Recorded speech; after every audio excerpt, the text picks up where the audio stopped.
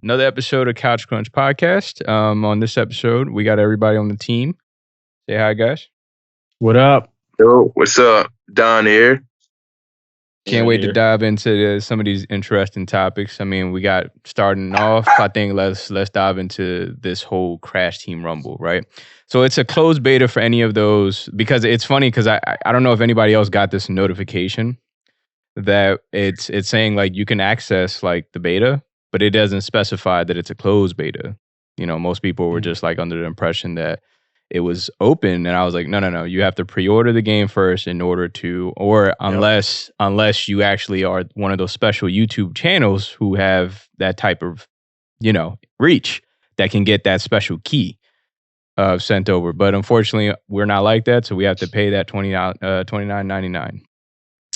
So I got a chance to personally play it for the first time. How I liked it, I don't know. It's just it felt like very very multiplayer heavy. You know what I mean? And that's what it's mainly designed for. And I mean, the controls itself, it just seemed like it was fine. I didn't have any issues with it. It was, and they make you go through some sort of tutorials, to get a good feel of the game, which is pretty good. Right. That teaches seems like something you got to get used to. Yes. There's a couple of new things in there. It has all the favorite characters of Crash Bandicoot, which is great. That part is fine. The bitch part that I had, which was, the tutorial was fine, but getting into a lobby, maybe it was about the time frame that I started, because I did it at like 3:00 in the morning when I actually played.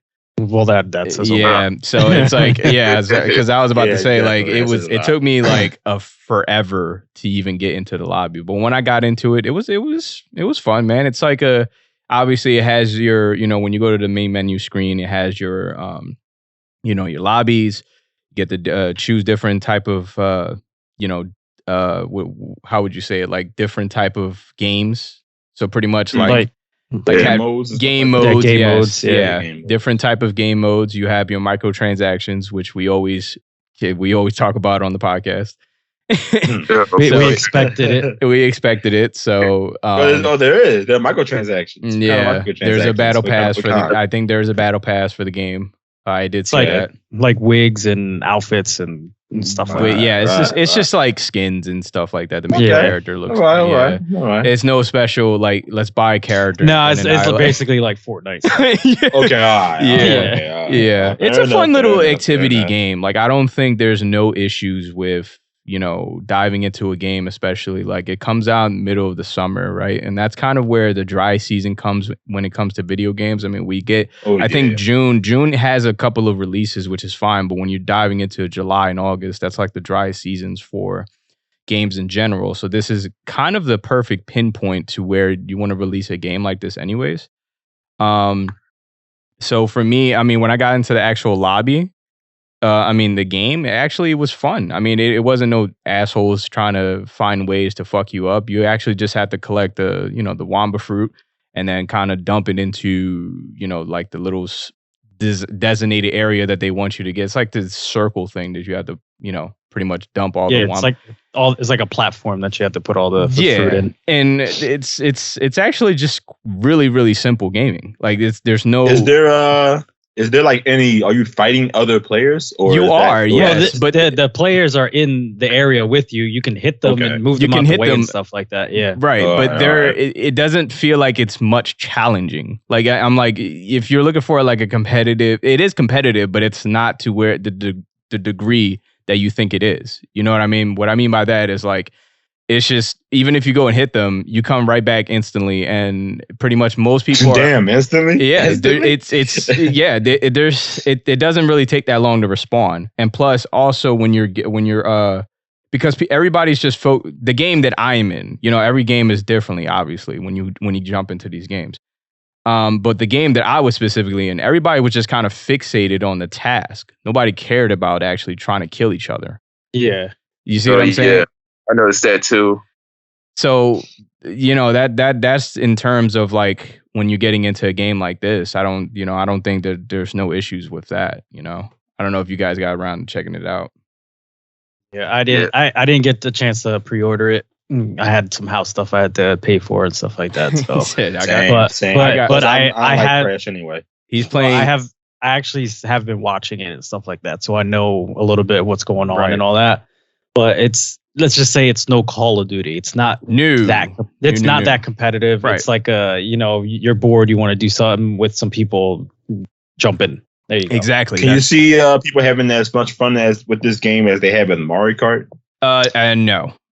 Oh no. In my personal opinion, I don't. Okay, I don't think. Yeah, for me, I would rather play Mario Kart. Right. Okay. Looks like Mario wins again. I think it's gonna be. I think it's gonna be fun. I think it's just gonna be a fun little game to play.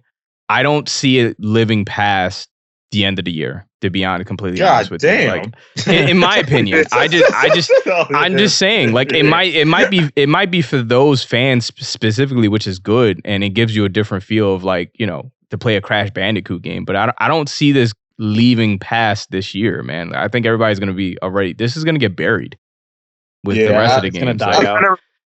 It kind of reminds me of when Mario Strikers came out. Like it had its run, but like during that year, people started to forget about it after a while. That's kind of what they hammered the content on that game.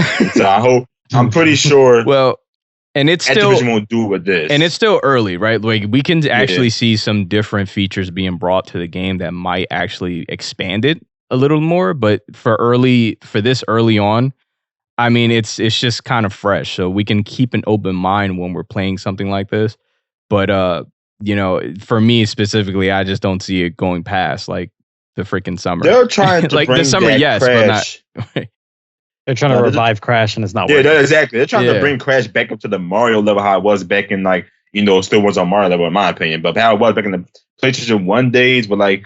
Nintendo had Mario 64 and PlayStation they had Crash Bandicoot and all that stuff. Yeah. They're trying to revive them in that sense. And so like really anything I'm like just throw stuff at the board to see what sticks now. I mean they're trying to make Crash a really viable franchise again. And well they should have put him in Smash Brothers to begin with and then we wouldn't have this that vibe actually helped. You know what I'm saying? Just saying, guys. Yeah, that vibe actually helped. That's what you're actually on the side. You probably should have been put in there. Yeah. But, I mean I don't know. I just at this point, there's not much left to talk about. The gameplay, though, you can pretty much just like transform into like balls and different objects while you're fighting your opponents, and it's pretty much like capture the flag, like the gameplay. Like you just capture the area, and then each team gains the points from there. Yeah. The basic gameplay of it. That's but that's what I mean. Like that's just a pretty standard kind of. It just kind of there's not much to it. That's why I mean, like remember, it's early. It's not fully out yet, so we could expect more. It could be like a bigger thing going on later on. Definitely. But like, don't get me wrong, I love Crash. Crash is basically made me who I am today with games and stuff like that. Absolutely. So, but this game is just not hitting it for me. I rather, in my opinion, I rather would have took another Crash game single, like his actual game himself. Yeah, like I would have took another one of those. Fair enough. I mean, that's probably still coming down the line, though. You know what I mean? But does Crash even have like a story? Let's say if time was it the time one? Was it Back in Time or something like that? The newest one, 4. Yeah. It's like it goes back in time. Let's say 4. You know how that has like a story driven, it's single player, whatever. Right. Why didn't they? Is it multiplayer? No, I think it's. I don't. So why didn't they just? I think they would have did better just doing that, like a new story and making it like co-op or something, and you guys can all run around and do it. That's when you messed up there, though. You messed up there, Danny. See, the problem with that is it's not going to make any money after release. So of course they have to have it be multiplayer and all these. Well, I think I think he's on to something. I think but they could do DLC, and that's what they'll get their money for. They could do DLC. They could do. Yeah, I didn't do it. I say why not add a actual story mode to this one? I know this one's that could be a thing though. That could be a plan inside. What they're working on here. Exactly. And that obviously, I hope it wouldn't be like an extra charge. It's gonna be an extra charge because they're already charging us for skins and stuff like that and battle passes. Extra charge. You think about it too. Like for me, at least, like as a Crash Bandicoot fan, well, at least of the old ones, like they're mostly targeted towards like more story-based games versus like online. With this is like that's like a different fan base. Like for people that play like I don't know like Splatoon or something like that, or like you guys were saying with Mario Kart, it's like a different fan base. I don't know if it would really go have a long lifespan, you know, when it comes to that. Yeah. No, you're right. You're absolutely right. Did anybody else get a chance to check out this game? I think Mir did too, right? Mir, did you? Yeah. So now it's time for me to defend this game because I've been hearing too much. So I played the beta. I played it when it first came out. Everything. So the thing about it is I don't think that this game was intended to be a direct sequel to Crash 4. I think this is something that they were just experimenting with, and like they just wanted to give fans something of Crash. I don't think this is something to be too much thought into it. And I did the thing about a lot of everybody's comparison between like, oh, this being Crash Bash. This is not Crash Bash. No, it's not. This is not Crash Completely Bash. different. It's like the main game I can compare it to is like, I don't know if you guys ever played Brawl Stars, but it's like a very popular mobile game created by Supercell. But it's pretty much a team-based, objective-based game where, you know, you have to collect gems and then you have to like, it's just one of those type of games where you have to complete small objectives, but then like take them to an end goal or something like that. Remember I was saying like before, like this looked like it could be one of the Mario Party levels. Because you know how Mario Party has activities where you have to collect things and then drop it off and shit like that. That's true. That's kind of the idea behind this. But the thing about it is that this game is very complex. Like there's a skill gap within this game. Like if you play it long enough, you understand like certain characters are stronger than others. There's definitely other characters that have disadvantages against other characters. Like, there's a lot of complexity to the game. Like, I know on a surface level, it looks kind of like bland, but like when you really play it enough and you really take some time to playing the different characters, you understand like the little intricacies between them. I think also like Don, where you were mentioning like the balls and stuff like that, those are power-ups. So like those are specific abilities to help you, because it's an objective-based game, right? So the game isn't necessarily about fighting. It's about collecting the Whopper fruit and taking it to the goal. And whoever scores the most points wins. That's the biggest point of the game. So like you don't just fight people because you want to fight them. You're either fighting because you have to fight because somebody's trying to challenge you, or you're fighting because you're trying to or you're trying to prevent the other team from scoring. So it's not really just a game where you're just going in there and you're just intentionally trying to attack somebody. Everything is situational based. I think like one thing you said, Nick, I do agree. I think like the lifespan of the game, it might not live that long, only because like it has to have more game modes. Exactly. And I know like right now it's in the closed beta, but like right now it's whatever this is now, it's fun for the weekend, but like if this is at launch, this is going to be rough. Yeah. One of the things I really do admire about it is that, and I noticed this with Crash in general, like I can't speak for all the other platformers and shit. I don't really remember. And Aaron, you also mentioned too, like you were talking about like Crash being relevant and comparing it to Mario Kart. But like when you think about platformers, like Crash is one of the most ones that stood the test of time. Like he's been cross-generational. Like, I mean, he might not have been as consistent in terms of quality games like Mario, but like if you look at other, like think about like Spyro. We don't even have Spyro. Like we have the Reimagined trilogy, but that was like same thing as the old games, just cleaned up. Yeah. But that's what I'm like. We don't even like. I don't believe there's any Spyro game on the PS3, right? Like you get Sly Cooper, like Skylander shit doesn't really count because that's like a whole different game. Yeah. But Sly Cooper, like you don't have that shit on PS4. So like when you're talking about the only other person that in terms of consistency for platformers is Ratchet and Clank. They've been on every generation. So like they're there, it's just like the quality of the games haven't been the same.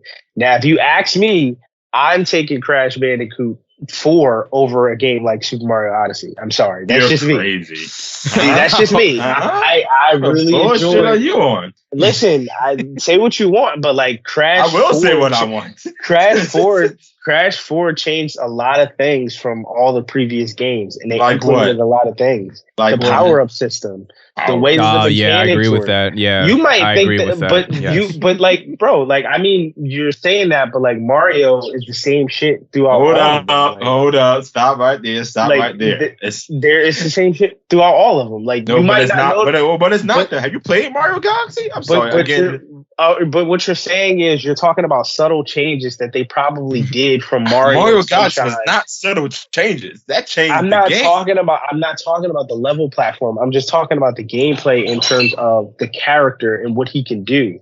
That's what I'm saying. Like it's the same thing with Crash. Crash had subtle changes that implemented and made the game unique, that distinctive from everything else. I'm not talking about new characters and the moon, like the way you walk on the world. I'm not talking about none of that. I feel like the physics are just as important as the level design. No, it is. But you were talking about the character specifically, like so. I'm saying like Crash 4 implemented a lot of things for Crash specifically, not the level design and everything like that. So that's what I'm saying. Like in regards to that, that's why I like Crash 4 better.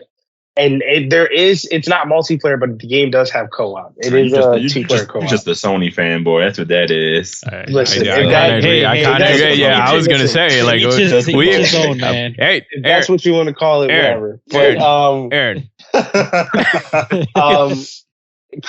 Like this game, like I think from a general perspective, like for most people looking in.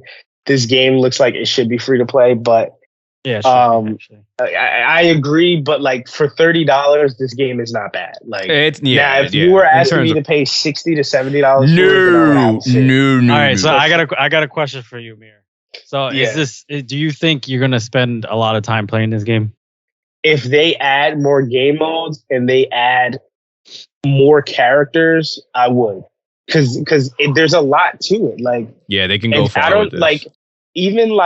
So have you guys ever played like a MOBA game and shit before, like Dota 2 or like League of Legends? I play Pokemon. The Pokemon one. I know what you're on the Switch, right? Okay, Unite. So like the game, they have health bars to where it's like how there's. You see your health bar, but then there's like individual lines that show you like. It's the same thing. You got to take your points and try to get to the point system where the hoop is. And no. I was talking about the health bar. Like the health bars, but it does it like the health bars take forever to go down. But that's because you're not initially supposed to sit there and fight them the whole time. It's basically just to get them out of the way if they're bothering you or you need to stop them from getting a score on your side and stuff like that. Yeah, but no, that's what you just said it. That's what I'm saying. Like that's my point. So like that's where it's like the game is not really specifically about fighting one-on-one. It's really like a team-based game. Like put it this way, like it's nothing like Splatoon. But it's in the sense that you have to have a good team, because if you don't, you're going to lose. Right. Like if you play Splatoon with randoms, you're more likely to lose. But if you pair up with friends that are very good, you highly have a chance of winning. Yeah, and that's that's why we say that this isn't like Crash Bash, because Crash Bash is more fighting. This one is more objective. Make sure you get enough points for your team to win. Yeah, it's kind of like capture the flag. That's what I've seen it as, or like capture the area, like an arena kind of thing. It's more collect and distribute, because capture the flag, they can't capture your flag, like your thing. You have one side, they have one side, and you fill up the points. Like one flag and capture the flag. Yeah. It's like one executive. So, but I mean, to his point, I'm agreeing with him. I'm saying like, if they add more content, I'm hoping that they do. Then this game has a lot of potential. Then you know what I mean? If sorry, I did forget. The one thing I admire about it is like it has all of Crash's old history in it. It does. Yeah, the music, the outfits, even the biker levels, they have all that shit in it. Even down to when you collect like the diamond, it has like that. They look, you know what I mean? Yeah, the sound effects. Yep. Yeah. But do it got that ugly ass mask? Yeah, mask. There you go. No, I didn't see. I believe he's the announcer. I didn't personally see any of the mask, like even Aku or like the other one. I don't know the other one's name, but I didn't see him. There most likely will be like a power up like ability in the game, like where you open 3 mask boxes or something and you become invincible. Like they'll probably have something like that. Yeah. Because he's basically like the star.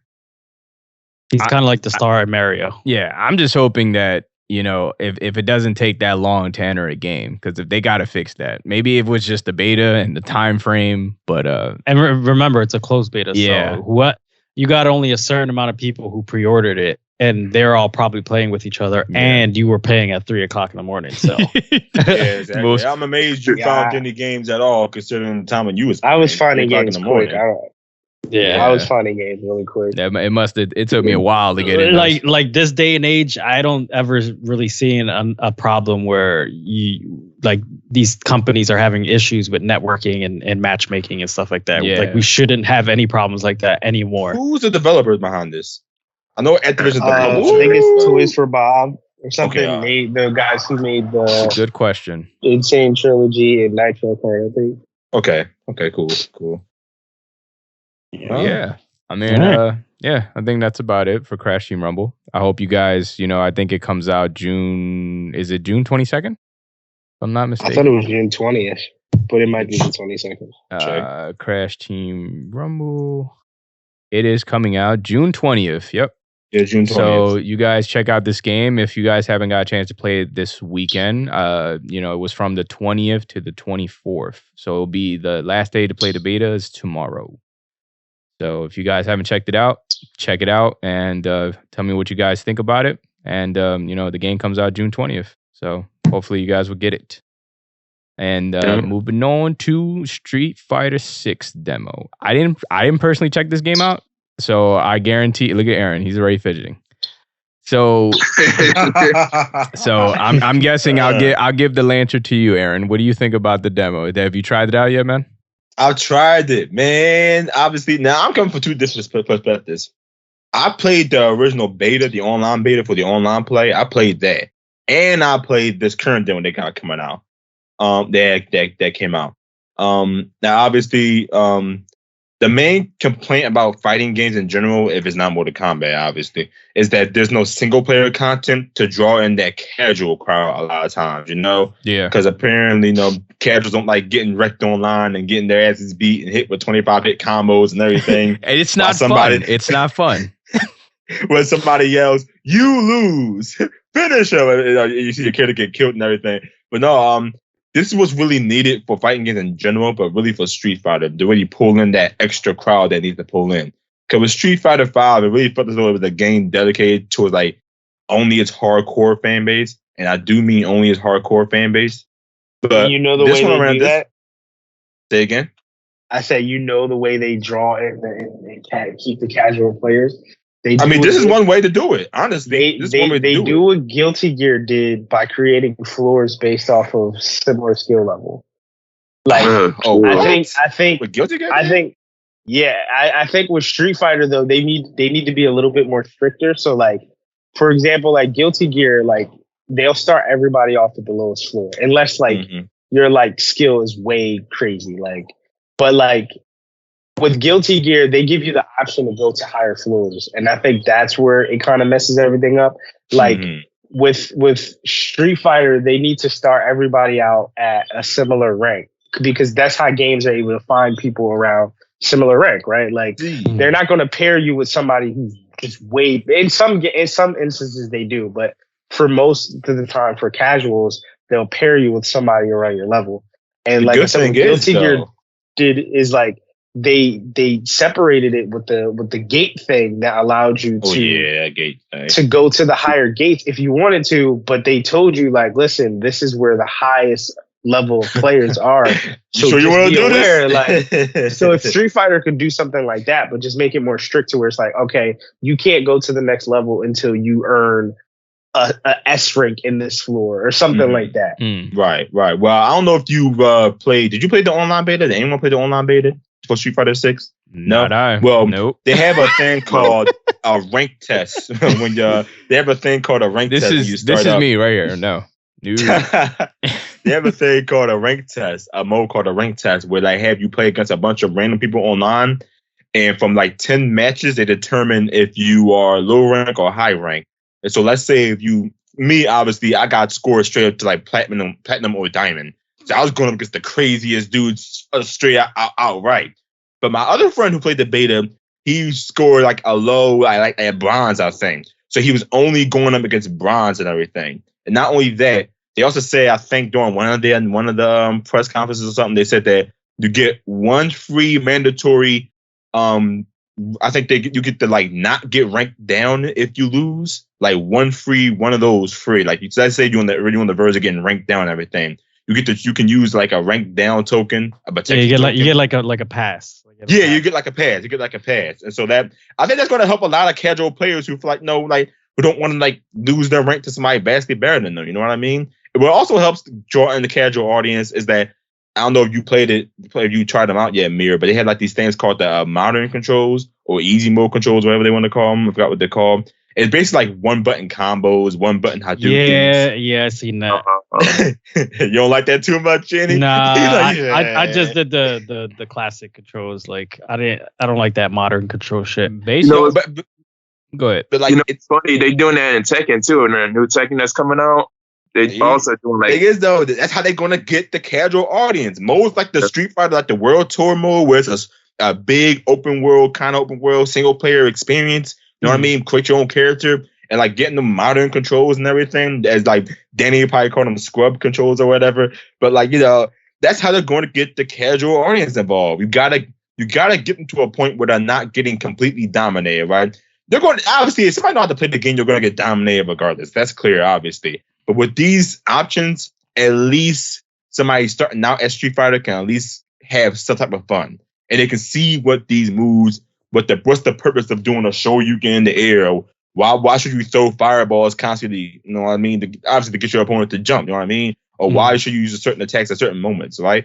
That's what's going to draw in the crowd. What Bear said about the Guilty Gear, they did do a good job. That is a good job, you know what I mean? They probably still gatekeep you from choosing to go to the higher levels, but that is a good job how they handled that. And I feel like Street Fighter is handling it somewhat kind of similar in their own way, with easier controls, locking you down to a certain rank till you prove that you're actually good enough, stuff like that, So I think it's going to help. Oh, yeah, for sure. Still not with it. Yeah, not with it. Still not with it. We haven't sold you yet. I was gonna say, Aaron, it's like fire. I'll be the party pooper. Yeah, I don't really like the new Street Fighters. Damn, none of them. I said the new ones. Okay. Yeah, I like Street Fighter 1, 2, and 3. Pretty much, it's like fire for me. So it's like. But I mean, like, let's say, do you? I know y'all all play fighting games, obviously. Yeah. I wish somebody was here who didn't play fighting games. I could ask them, how would you prefer it be done? But I mean, personally, like for me, so with fighting games, for me, I'm more like obviously, I like Fighter Z. I like the fast pace. I like the juggles. I like that stuff. Now this is like slower. This is methodical. It's more methodical. Like Mortal Kombat. I don't really like too much, but don't get me wrong. Like if we're like hanging out, we play Street Fighter, and then we play Street Fighter. But I'm not gonna be like, I'm gonna get Street Fighter when I get home, kind of shit. You know what I mean? Okay, but that's understandable. But I think they really are trying to get the casual audience involved. And this new mode, the World Tour mode, which is the expansive single player mode, that's really how they're going to do it. Combined with the scrubby controls and all that other stuff, the one button Hadoukens, one button Shoryukens, all that stuff. That's what's going to help. Know what I mean? But they really want to like get people to stop complaining about how fighting games are too hard and he's comboing me in the corner for an hour. They like no, they want people to stop. They want to try to get people out of that whole thing, you know. And I think this is really going to help. Like this is like the most noob-friendly Street Fighter has ever been. And I say that as a competitive person who played Street Fighter 5. Like Street Fighter 5 was very kind of noob-friendly. You know what I mean? But this one's really going to be noob-friendly. Yeah, like you'll still get your ass beat, but you'll at least have fun doing it. Yeah, I was gonna say it's trying to reel everybody in, is what it's trying to do. But exactly. it reels you in, but they still come in and fuck you up. That's crazy. Hey, but like, no, if you're really interested in the game, you're going to want to learn the in and outs of it. You know what I mean? No, you're right. And so, like, you know, like if you like play, like, if you're interested in Dark Souls, right? Let's say Dark Souls, right? Clearly, I'm not interested in it because it was a very bad first experience. But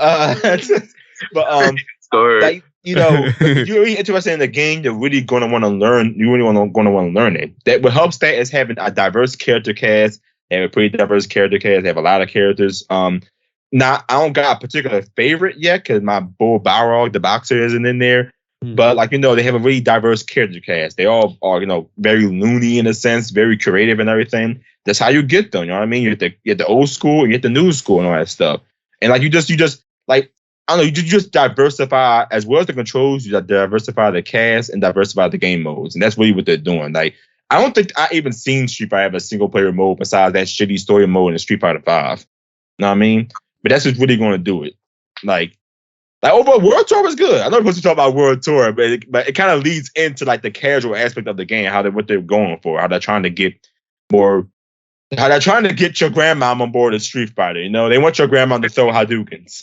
About to say too, with the story mode, isn't that like centered around your customized character? Yeah. It's around your customized character. You got your own little generic rival who don't like you for some odd reason, because of course he doesn't. This Pokemon bullshit. But it's centered around you know, your rival. You're learning from all these like martial arts masters, you know, Ryu, Dhalsim, Chun-Li, stuff like that. You get to join their camp, and they'll give to you. I think once you join their camp and like build a bond with them, they'll have you like inherit one of their special moves. So like for Ryu, I'm guessing I fucking forgot what it was, but I guess for Ryu it'll be the Hadouken, right? It'll either be the Hadouken or the Shoryuken, so you'll inherit that move from him. And for Chun-Li, it'll be like the spinning bird kick or something. You know, so like that's like, I think that's interesting. And the fact that they have like a bond, like building bonds with them, they really gonna have this like story mode be like really expansive. And not only that, the DLC characters, which they announced, will actually be like involved with the story mode as well. So I can see DLC coming for the story mode as well. So like they're really trying to make it expansive, you know? Because like, what's the one thing people like on Mortal Kombat? If nothing else, if you hate Mortal Kombat, how stiff it feels, how I feel like you're moving in mud or whatever, how they all Mortal Kombat just suck or whatever. What's the one thing you can say about Mortal Kombat? Its story mode is cinematic quality. The story mode is at least good at the very least. Do it make sense? No. All the bad guys are jobbers in the story mode. But it's at least cinematic quality. You can put your controller down, you can actually watch it and play through it. And that gets a lot of characters on board with Mortal Kombat. So I mean, it's just good to see Street Fighter take that dive, honestly. A lot of us just don't like getting our ass whooped back to back. You know what I mean? Yeah, I agree with that. I feel you. I could tell Aaron can't wait for this release.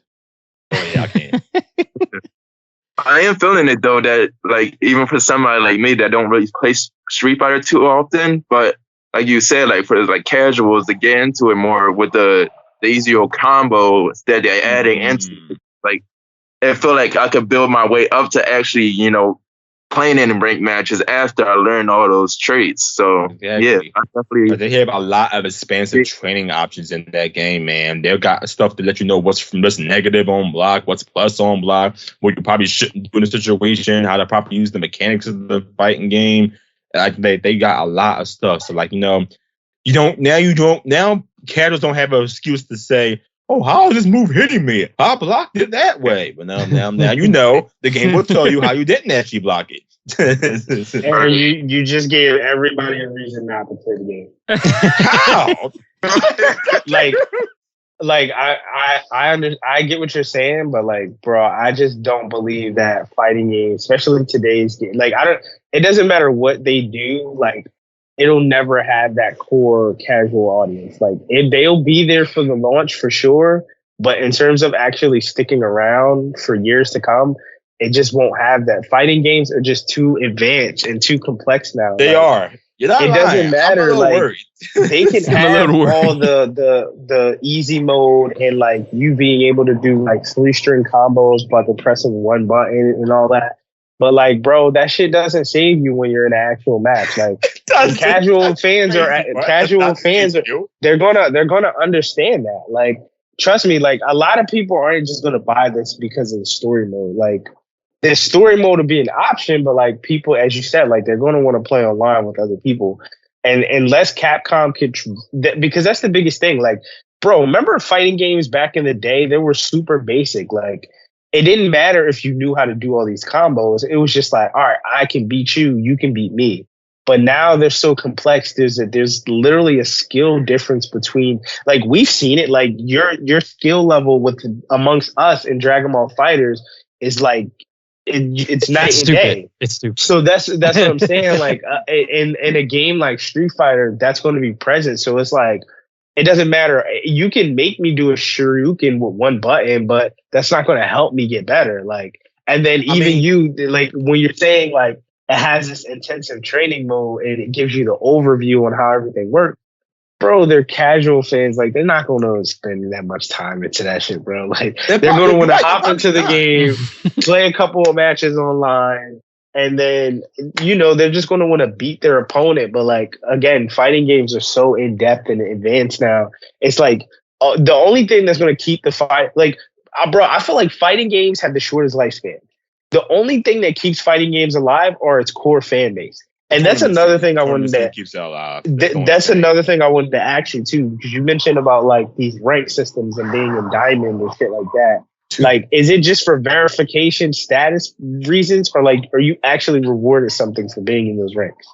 I mean, because to me it feels like, oh, I'm diamond, so this is the equivalent to me being in the 5th prestige in Call of Duty. That doesn't mean shit. I mean, like, you won't get paired with such people. It's like, yeah, you're very good, but like you're playing these ranked matches for what? Just to play people on a similar level? Which, I mean, I get it, like from a competitive aspect, but like you've spent so much time getting to this high rank, but you don't have anything. You know what I mean? It's not like they give you anything for being. Like, I don't know. Like, that's why I'm asking, because I've never been to that high of a rank, so that's why I'm asking. Like, well, I mean, like give that, or like, it's not really. And unfortunately, I know it's going to sound really Dragon Ball Z Goku like, but like you want to be the strongest. Yes, the reward is just fighting better and stronger. There it is. Now, from a mechanic standpoint, this is probably the easiest Street Fighter there is. Honestly, it's going to be really easy to get into, because the hardest Street Fighter is probably Street Fighter 3, honestly, back in like 97. So this one's going to be like really easy to get into. Now, does the rank, does it reward you with anything? Do you get like a shiny little, like title or whatever? I mean, you get like a title and all that stuff, but all the reward really is just you, basically fighting people who can now probably curve stomp your asses to the ground. For a lot of us who play fighting games competitively, getting curb stomped and having that conversation amongst each other during the fighting game is like the real experience for us a lot of times, For us, I may get my ass beat at a tournament, but listen, it's so fun when you're playing a real human player who's like at your level or above your level. Like, you get to see like the coolest shit happen. Like, he's figuring you out. He's manipulating you mentally to get you to do dumb stuff. Like, oh man, I actually did that. Whoa. Know what I mean? Like, I met a lot of friends through fighting games. Some weirdos, some cool people. But it's a hit or miss. It's a hit or miss. But Mirror Ways is actually the point. I don't know if it's going to draw in the casual audience exactly. I really don't know. You know what I mean? That's what the story mode I think is for. It's just, like, I don't know. Even like that, like what you said about like being at a tournament and having that like that thrill of fighting somebody, that like I get it. Like, I'm sure we all get it. Like you put so many hours into learning a character. You fought so many online matches, and then you finally come across somebody who is at your level. Like, I get it. I just don't think casual, like, they don't give a fuck about any of that, bro. It's just it's a fun thing for them. Like, I don't think like, because even me, like, I would never strive that much to try to be the highest rank. Like, it's just me, guys. It's pretty too much. Like, we all play a bunch of, like, Aaron, like, I'm sure you're probably the only one who's gonna, like, not saying like the rest of us aren't gonna put hours into the game, but like in terms of like really striving to like really have that experience, you're probably gonna be the only one. Partially because I don't really care, because like there's other games coming out. So I would be a liar to sit up here and say, "Oh, Street Fighter 6." Like, bro, Final Fantasy is coming out around that time too. Like, I can't sit up here and be like, I'm gonna reach diamond rank. Like, I'm not gonna bullshit you. Like, bro, that's why that whole that test rank joint is there. So at the very least, I'm betting Mir is at the very least a silver rank. So you won't have to waste your time too damn much. You know what I mean? You'll be testing in the silver rank. You'll play a bunch of silver rank players. Listen, I'm good. This game is fucking fire. Like, this game is amazing. Like, graphically, aesthetically, like the art style, even the character models, like the attention to detail they put in this shit is excellent. Like, the game looks really good. Like, but it's Street Fighter, so it's very bare bones. The one thing that's fucking me up is this guy Luke. His Popeye arms. Yo, why he has some Popeye arms? Bro, why they big as shit? Yo, I don't know. It's such a weird character design choice to have. Is he new? Is that a new character? He's new. He came in Street Fighter 5. He came in Street Fighter 5, and now he's like one of the main poster boys for 6. And he was an asshole in 5, man. He was like the best character in the game. That you could not fucking beat him. I don't know why they didn't balance him out, but like he's very important to the story this time around. The Popeye arms is definitely off-putting. I'm not gonna lie. People were talking about his proportion is so off. The design of the character. It's really just him though. Like, he looks ridiculous. No one's like, you're okay with Chun-Li's like muscle legs. You're okay because like you're okay with it. I don't know. You're just okay with it. I don't know. Yeah. But when you see Luke's like forearms, he's like got the spinners. It just goes crazy. Like, I don't know. It's just the forearms are definitely all putting. Like, that man, he is literally all forearms and literally nothing else. I mean, Cammy kind of went viral, like when they released the new design for Cammy and everything on Twitter. Like, a lot of people liked it, and they kind of, I seen that they made like a reference to like the old anime Street Fighter with that one. It did. Like, so far, everyone's cool on the characters so far, besides Luke's arms, obviously. But the music is a hit or miss too. His arms are a character too much. But like, it's like you can tell a lot of love been put into this game. Right. I just think the story mode is going to like bring characters in. Maybe it won't. Maybe it will. I like how they did that thing when you select your characters and then both your characters are walking out on the stage or whatever on the thing. Like, that's pretty dope. Another thing that's stupid is the face thing that you. Yeah, it's so stupid. Like, why would you even add that? Nobody cares. Nobody cares about that. But it's part about but you say nobody cares, but it's about leaving your impression, about being impressionable with your character. I mean, people love that creative shit. We got people who go there to go to cosplaying events as their fighting game character. Like, well, I want to see a dude dressed up as Chun-Li. Hell no, I wouldn't want to see that. But you could tell he's like really, that character really means a lot to him. You know what I mean? Like, it just thought that was bad. You got to see the fucking Genshin Impact fucking cosplays. Oh God, that's nothing. Over there is crazy. Oh man, what's up with Genshin Impact? That fucking game is never gonna. It's only be on PS5 and Xbox. That's it. Nowhere else. It's not on Xbox. I think it's only on PlayStation, PC, and only PlayStation, huh? Is it on PC? Because it's not on Steam. It's on Epic Games. Oh, that's why. Fuck the fucking Epic. Epic thing is whatever. It's not fair. It's not fair. But no, that I think that covers up about how we feel about the Street Fighter 6 demo and the game coming out. Yeah. When is it coming out, Aaron? I think you got to release that. June 2nd, I think. June 2nd. See, that's what I meant. Like, there's so many releases coming out in June already. So yeah, man. But best believe the Street Fighter fans gonna buy this Street Fighter though, man. They're gonna buy it. Oh, absolutely. There's gonna be tournaments. There's gonna be so much shit going around this game. I'll be there. A lot of tournaments in the summer, right? Mm-hmm. Oh, yeah, it's a lot of tournaments in the summer. But like, they got that $1 million prize. Yeah, I was about to say I thought you said it was $2 million. Now it's $1 million. But it is $2 million. Yeah, get that $2 million. Yeah, $2 million. Aaron's gonna win it. Aaron's gonna win it. That's Capcom. What's up with that Dead Island 2 though? That shit is beautiful. It absolutely is. Tell beautiful. me about this.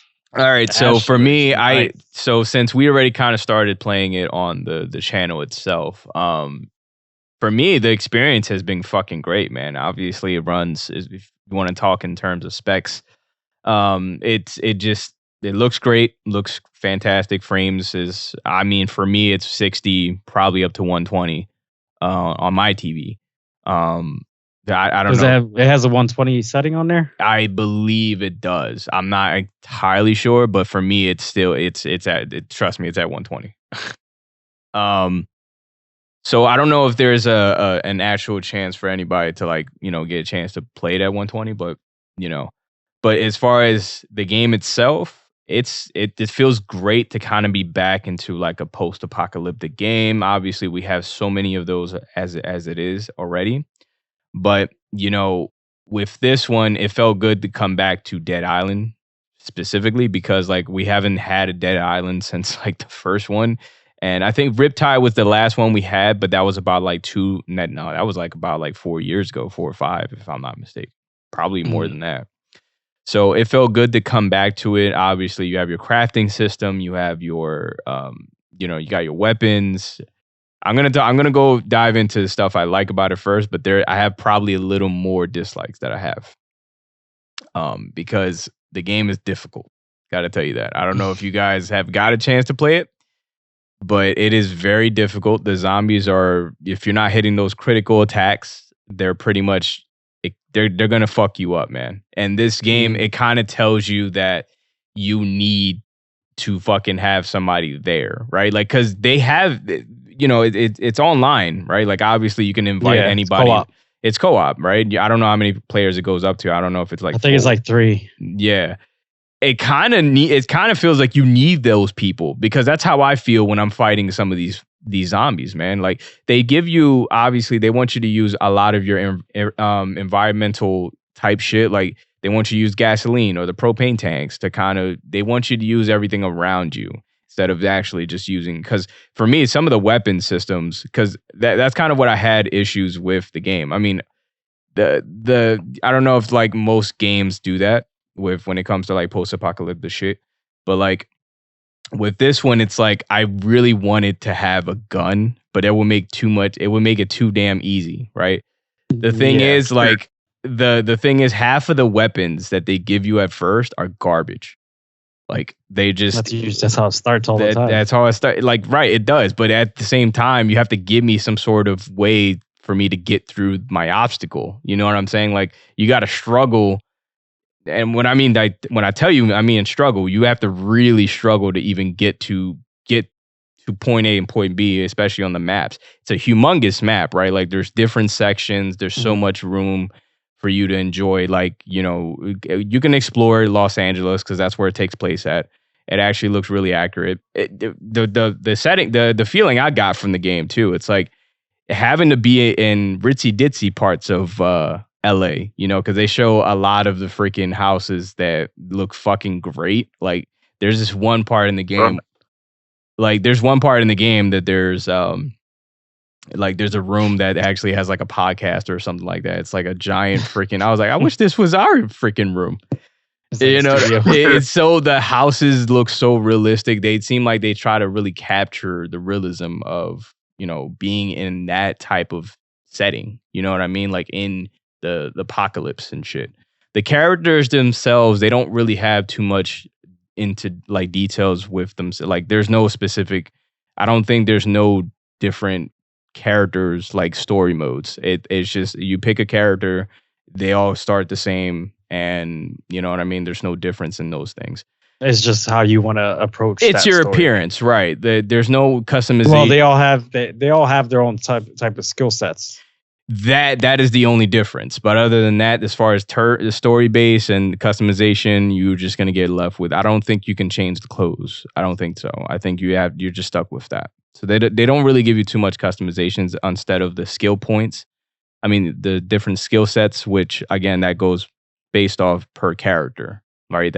They all have different skill sets. And that's about it, right? The only thing you're customizing is your weapons. And like I think you customize your throwing items, like your bombs and stuff. Yes, you can switch them out. Yeah, you can switch them out. Yeah, you can switch them out for pipe bombs, throwing knives. I'm saying, like, can you customize? Can you make your own type of bomb? No. Mm-mm. Interesting. Nope. So you're kind of is this a first person game or third person? First person. Yeah. Okay. So it's really first person, but that's why I'm saying, like, it really feels like they really want you to play with more people online with your friends, because like that's how difficult this game is by yourself, right? It's bad. Dude, I'm telling you, like when you guys get a chance to play it, when even you're walking down the street, it just takes you so long to even kill the zombie itself. And the bosses, I already ran through 2 bosses already. It's dude, they're fucking crucial, like for a zombie game. Like, holy shit. So yeah, that's what I mean. Like, just from my experience and it feels good to jump back into a game like this. It's it doesn't really take itself seriously. It's very goofy. It kind of, what I mean by goofy is that it's taken place in a zombie game, and the characters are very like comedic, as I like to say. They don't really take themselves very seriously. And that's how it is in this game. It's just like really lean back and chill. Like sort of something like Sunset Overdrive or something like that is a perfect example. It kind of reminds me of Dead Rising too, like the way the comedy is throughout it. Yeah, a little bit. Like it's trying to be serious, but at the same time, there's a comedic effect in there. You know what I mean? So overall, I really like the dismemberments, like the way the contact when you cut with the blade, you can see the slices in their clothing and stuff like that, where their skin separates.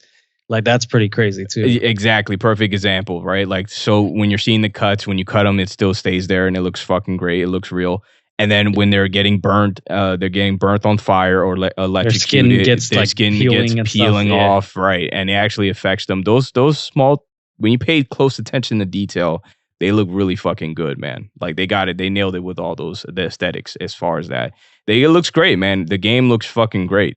It's just the difficulty for most people who aren't familiar with zombie games like that. If you haven't played Dying Light or Dead Rising or any post-apocalyptic game, it's very difficult. I played a lot of Dying Light. A lot. And obviously they took some fucking stuff from that game, right? Like with the drop kicks. Remember, Dying Light came out I think after Dead Island. So I don't know. Dead Island was first. I don't know if the mechanics were in the first one with the drop kicks. I can't remember. I don't remember. Yeah, the drop kicks are like they're like your best friend in this game.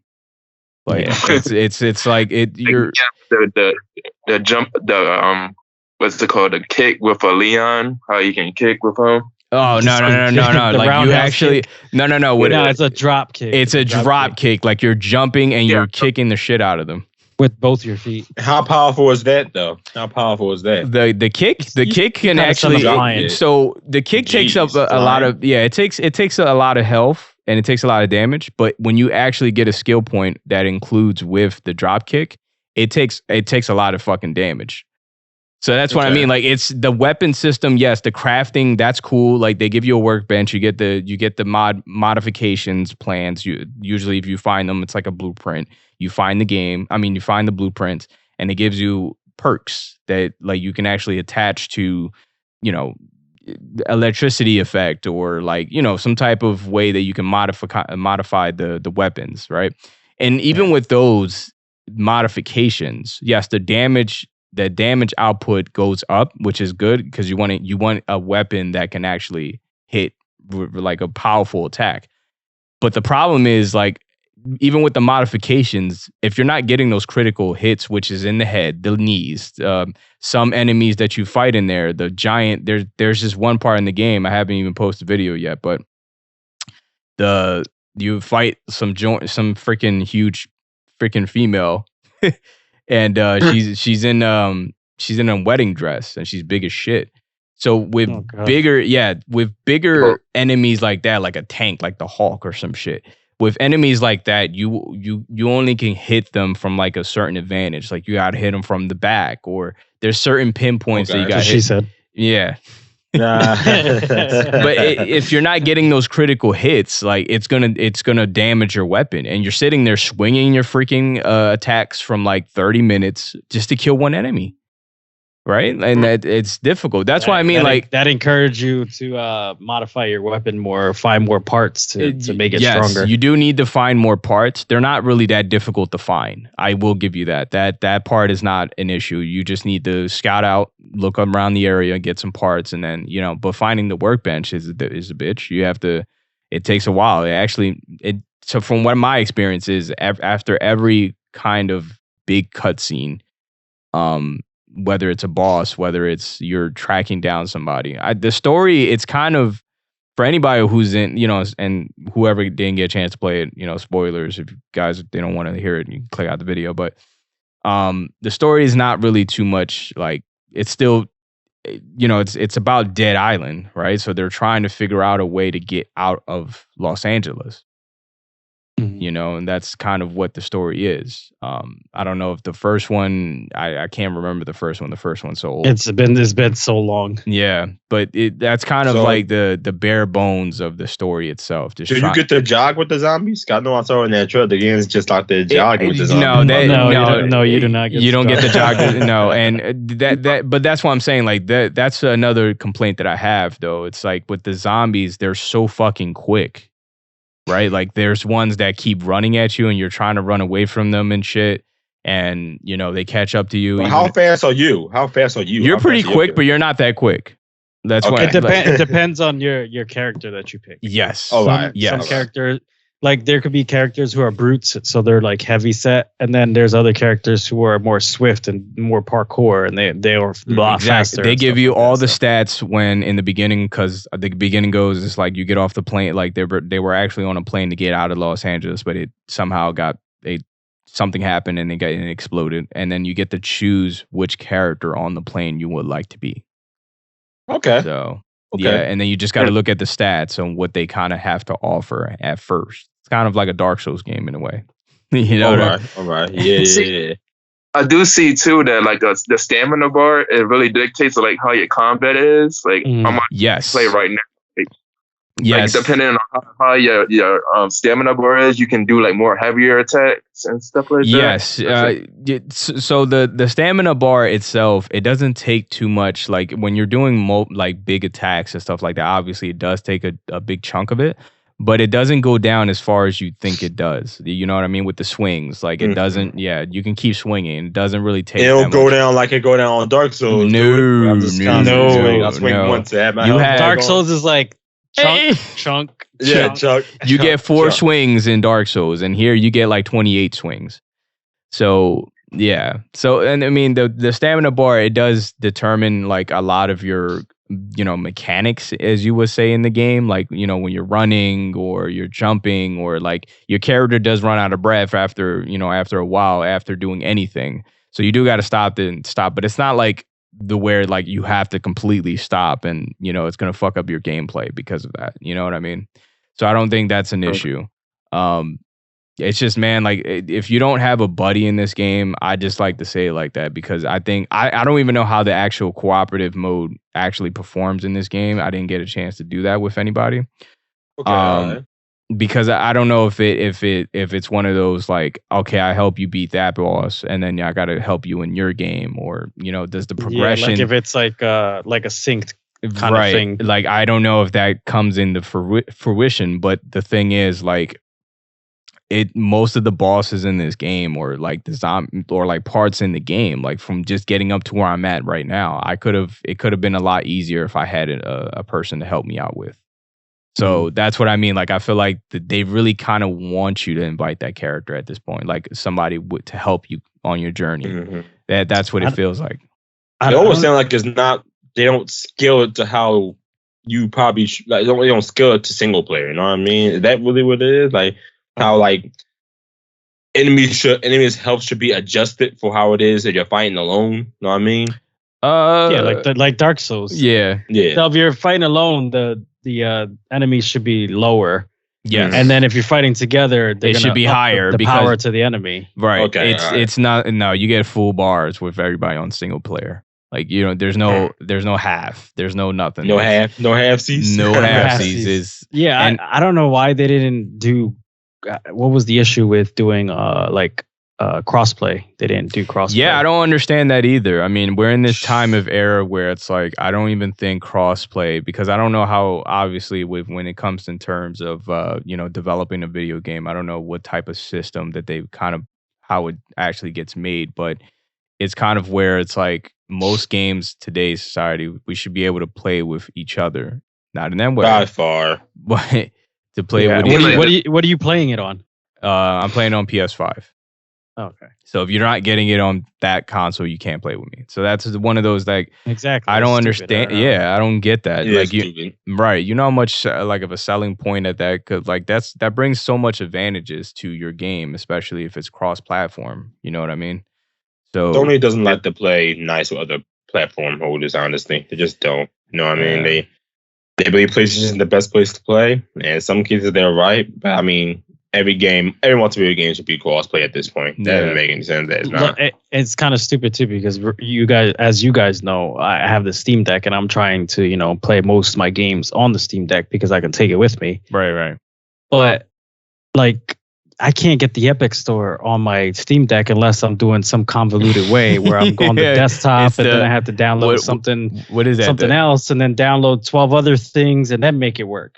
Like, why do I have to do all that? Yeah, doesn't make any sense. It seemed like cross platforms only apply to like multiplayer only games so far from what I'm seeing. Yeah, but it should be applied to everything if it's it should be applied to everything. It definitely should. It should. Like, fighting games should have it outright. Every fighting game should have it outright. First-person shooter games, multiplayer games should have it outright. Sports games, I don't play them, but they should have it outright too. Honestly, it doesn't make any sense not to have them at this point. I don't understand like the coding behind all that, or the servers, or however it works. Right. But they need to get it right. Like, yeah. That's the one thing. That's the one thing in gaming right now. At this particular moment, that has not, advanced. A lot of games are doing that, but there's a lot that aren't, and I don't get it. Maybe it's a budgeting issue. Maybe I don't know what it is, but. Yeah, I feel as though going forward, we should be able to do cross-plat with any fucking game if it's going to be online. Yeah, agreed. But as far as keeping, this game alive, I feel as though this is game. There's so much to do in this game too, right? Like, there's so many side quests. There's so many places that you can go to. There can be DLC added to this. There's so much advantages that this game has. So you're gonna start seeing mods soon on the PC. Yes, there's gonna be a lot of mods for this game. I can see it coming now. So I can see this game, and it's definitely worth the price. I mean, obviously, like this they knocked it out the ballpark when it came to graphics and stuff like that. I don't know who else got a chance to check it out. Was it just me, or Mira? Did you check it out by any chance? Yeah, I got it. Yeah, were you finished with every your cons and pros? Yeah, that was. I'm pretty much good. Okay. Yeah, I'll definitely start by saying this game definitely is worth the price point. Graphically, it's amazing. I think it is at 60. From what I know, there is no fidelity or performance mode. Okay. I don't believe there is 120 FPS mode. Yeah. At least on the PS5. The PC, that's probably different. But the PS5, there's no switching between modes. Gotcha. It just comes in a standard mode. Okay. I never checked. I believe, I think I'm halfway through. I think the game's 13 or 14 hours. So I'm 6 hours in. So I've got a lot unlocked. I've done a lot, so I think I can give a good understanding. Nick, how you mentioned so one thing I wanted to talk about was the crossplay thing, right? I think they took, so like, I agree, there's a lot of like comedic things in this game, but I think like within that 10-year span, I think they did try to develop something special with this game. Now, I don't think the story is mind blowing at all. It's a very bland story. It's very straightforward. Like they're trying to escape. You know, there was a plane crash. They're trying to make their way out of California type shit. Like you are in various locations. You go from Beverly Hills to Venice Beach to Los Angeles. Like you go to, like, I believe you even fucking are in San Francisco at one point. Like you go literally throughout the whole state of California. But like, I think like with the crossplay thing, I think like, I don't think that was their top priority. That's why I think it's not in the game, because even with gameplay, this game, like, and that's the, like, I've played co-op, but I don't think this game needs co-op because the way that the structure of the game works. This game isn't one of the, like, it's not a survival type of thing. Like, you're like, even the zombie encounters, like, it has that Resident Evil touch to where it's like, you don't have to kill every single zombie in Resident Evil. You can get past them and bypass them. So it's more about like just understanding your surroundings and understanding when you need to attack and when you don't need to attack. Because as you progress further, Nick, I don't know if you're there yet, but you do get guns. So you do get assault rifles, shotguns, all types of stuff. I just, so, is it after when what is it, that boss with the screaming? All right. I don't remember. For games like this is basically the same as like Dying Light. So these games are heavily influenced on using your melee weapons instead of using your guns and stuff, because it's harder to find guns than it is to find any type of weapon. You can find like a piece of wood or a bat or somewhere than you would a gun. You know what I mean?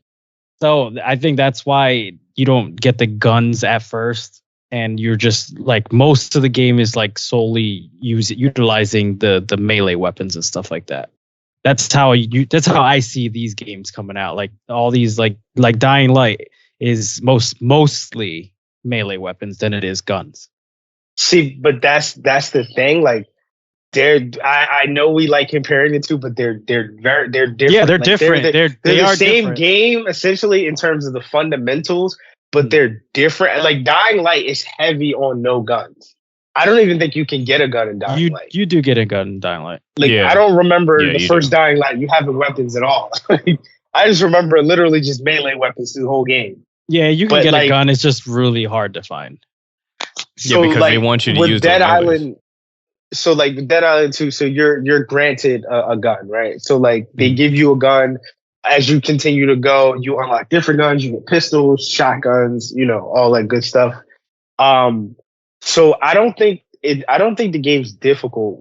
Nick, one thing I think you did forget to mention was a very important part. I don't remember if it was in the previous. I was playing the older Dying Light a couple weeks ago, and I don't remember this being as big of a thing. But they went heavy on the elemental reactions in this game. So they highly encourage you to utilize those because those have an ultimate effect on the zombies. So like, for example, like there might be a corner where there's like a gas leak or some shit like that. Oh yeah. I did mention that. They'll have like oil canisters and shit in the corner. Yeah. And the goal for you is to like, you can melee the shit out of them, but it's all about understanding like you're in an area where you have elemental reactions, so you can kill them that way as well too. And it's like heavy into the game. It's not like it's just every once in a while. Like literally for certain parts of the game, for you to get past, you have to understand how elements work. Like there's one part where there's like an elevator that you need to go into, but there's so much electricity there. If you go in there, you're going to die. But you have to understand how to get you have to understand how to turn it off. Same thing with like gas leaks. Like you have to understand like, okay, for gas leaks, I need water. I need water because that's going to like spread the gas away. So like they went heavy on you understanding like these different elemental reactions, and like certain zombies have like, it's more so like the the militant ones, the ones that are like in the army and shit, like they'll have like what's armor or something? Not armor, but what's the they'll have like the little flame pipe behind on their back or something. Yeah. So it's like, like if you're like a flamethrower kind of guy. Yeah, like so like if you have a pack of them coming towards you, okay, if I kill him, he's gonna burst and he's gonna blow everybody up. Mm. So like those are those type of enemies that are in the game, and then they also have enemies that have like barbed wire on them. So like you can't use your melee weapon, so you might have to find another way to kill them. So like they added a lot of little cool tweaks to the game to where it's like it does make it challenging. And then another thing, like the perks are great. Like so like like with grenades, right? There's no grenades in the game. Like they're in the game, but like they're limitless. So like if you were to use one, you would have to simply wait till it refills. So it's not like it's not like, oh, I need 3 grenades. No, you always have it. It's just like a special ability. Once you use it, you have to wait for it to recharge. And those things do a lot of damage. So like they have pipe bombs, they have Mazel Tovs, they have Molotovs. Yeah, Mazel Tov. What's the other ninja star looking shit? What's the shit called? I forget what those are called. The shurikens. Yeah. Like they have a bunch of different things, and like I said, they're all limitless, so you can continuously use them. You just have to wait for them to recharge. Now, another cool thing what they added is, so I mean, you already said no spoil. You already said the spoilers, but like, for those who don't know, your character is bitten by a zombie, so you're technically infected, but like you're immune too. Yeah. But like you get this rage mode, which means like you turn into a zombie and you become this fucking god tier beast for like 30 seconds, where you could just fucking rage. You know how Kratos gets his shit in God of War, where you just go eat shit. That's pretty much what you get. I didn't get that far yet. No. You get like this beast mode where you get to just ram through fucking zombies with like one hit. So, but you have to build that up by killing zombies.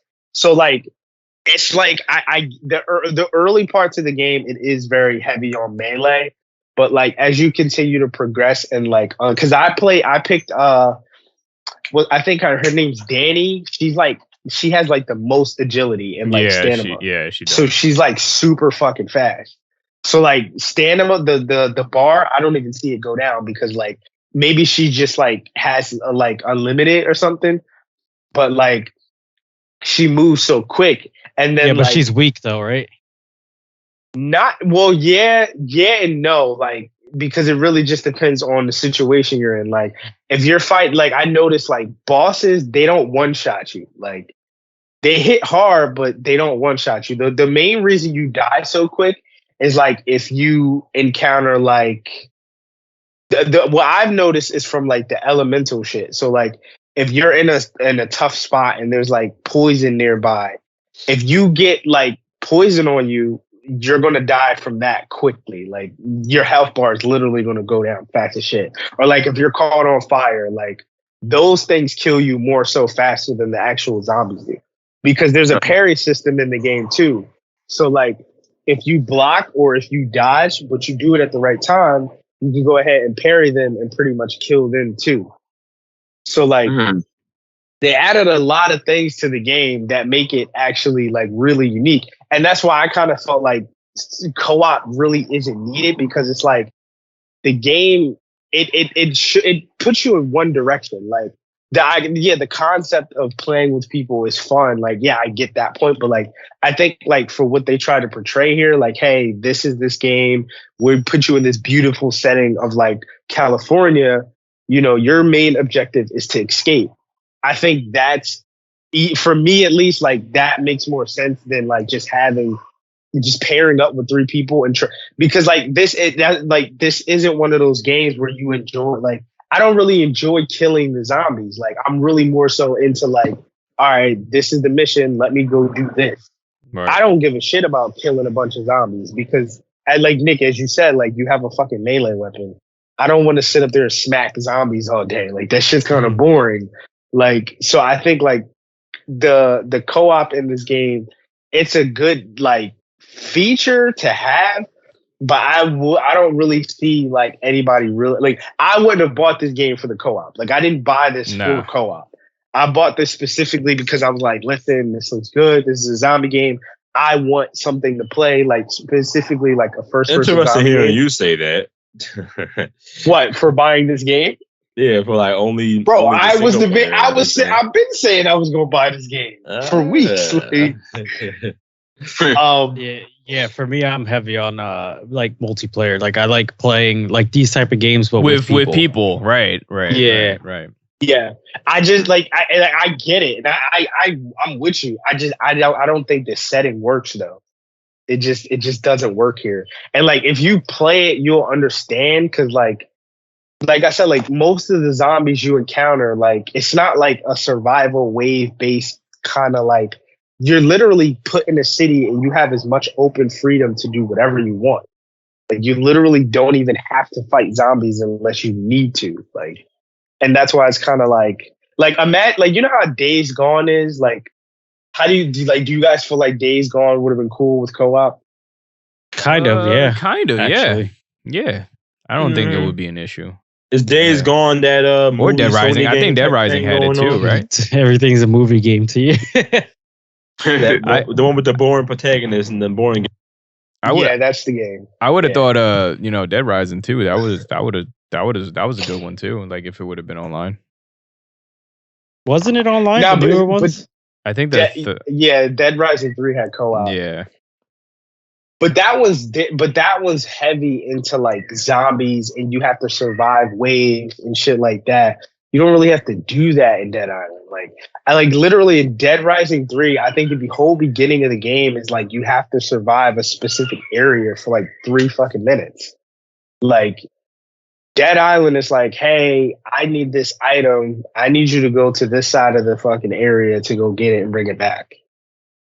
And it's like, I definitely understand like the whole, like, wanting co-op and like for it to be crossplay. Like that shit was corny. Like, I don't know why they didn't do that. But I just feel like that probably wasn't a priority. I just don't think they was probably thinking about that too much. Yeah. Well, that's our thoughts on the game. I think, if you guys haven't checked it out, it's a good game. It's a great game. It's still pretty good. Yeah, I would definitely check it. It's worth the price if you guys haven't checked it out yet.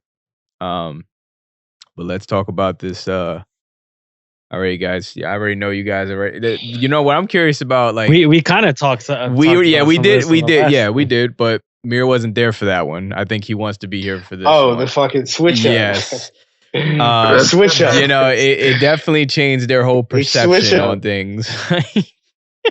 Yeah, but I knew it was going to happen. I knew it was going to happen. But I told you. But didn't I tell you guys that I'm waiting for more? Like I want to see more than just that. You did. I made sure that I let everyone know that I wanted to see more before I changed my mind. Aaron is like, oh well. You kind of quiet. Yeah, I'm not. This was pretty much. No, I'm just. Hold up! Don't start laughing yet. So let me ask real quick. So what was these new features that wasn't there that they added? Because I didn't see the trailers. So a bunch of stuff. I just showed new story beats, new weapons, new locations on the actual overworld. The sky ain't just like the sky. It actually has a purpose. It's a lot more in the sky than it showed in the last 2 trailers. Yes, a lot. Okay, because that sounds like a small change from night to day. It's really not. Like there's a whole different area in the sand. Like the sand, they're like dunes. They're like they're like what do you call this? Like quicksand little spots that are caving in. Yeah, you can swing around your weapon while you're on the horse, like a spear or something, and then hitting enemies and stuff like that. There's whole different bosses. Enemies. There's different areas, bro. There's different areas that you can go to. Hold up. Hold on. This sounds like DLC to me. Bro. This is DLC. No, listen. DLC was the first 2 trailers when they showed the same shit. Yeah. with one and two or two enemies. That's it. So and far, then the sky shit was only like two little platforms. Yes, they did a horrible job showing. So this new trailer, you got to see the trailer. The trailer shows a lot more than what they did the first two trailers. You know what I'm saying? So from what I've heard, they added a mechanic for quicksand. I've also heard that you have an ability to attack on a horse. Bro. You have the ability to attack on your bro. I'm throwing out random different little things. Yeah, he's just you got to see the trailer. You have to see the trailer to believe it. Honestly, like I said before, this is the trailer that I was waiting for to show me why I need this game and all that stuff. Graphics, again, you're still whatever you're smoking. No, I need some too because the graphics still definitely look the same. That's the one thing. The graphics look the same. Yeah, they have same frame rate. This is why 70 is still like, what do you need that extra? What's that extra 10 going towards? Clearing out the frame rate, clearing out the graphics. So no, not stuff like that. But the story looks like more fleshed out. Not that whole look for the memories and Breath of the Wild. If y'all play Breath of the Wild, they had like the little look for the memory part of the story, which is stupid and like that. We have a lot more variety in boss battles. I could not stand the same red hair Ganon type of monster in Breath of the Wild. That was annoying. It looks like there's actual different like bosses, like not just those mechanical bosses. And stuff like that. And that's good. So we got new enemies. Yeah, from I here. mean, like I said before, man, like it was looking like DLC before, but this is what I was expecting. I was expecting that. I wanted that Ocarina of Time to Majora's Mask change. You know what I mean? That's what I wanted. That's what you kind of see in the new trailer. Now, before you start talking shit, Mir, why don't you go see the third trailer? I can send it to you if you'd like me to. Listen. I'm just saying, like, y'all were so adamant about, there's nothing going to be different about this game. But you got to remember that I never said that I wasn't getting it completely. I told you. Now, y'all definitely said y'all wasn't getting it. No, listen, did I or did I not say? Listen, did I or did I not say that I was gonna see what the rest of it looks like before getting it? Did I not say that? Listen, Aaron was 100% on that. Oh, I'm not getting it. I'm not getting that. You might be a little confused. Maybe. No, I mean, like Mir, I think you might be a little confused at what's going on because I don't know what they didn't really show what the story is on this one. So you might be confused on where you are, what you're doing if you didn't play the first one.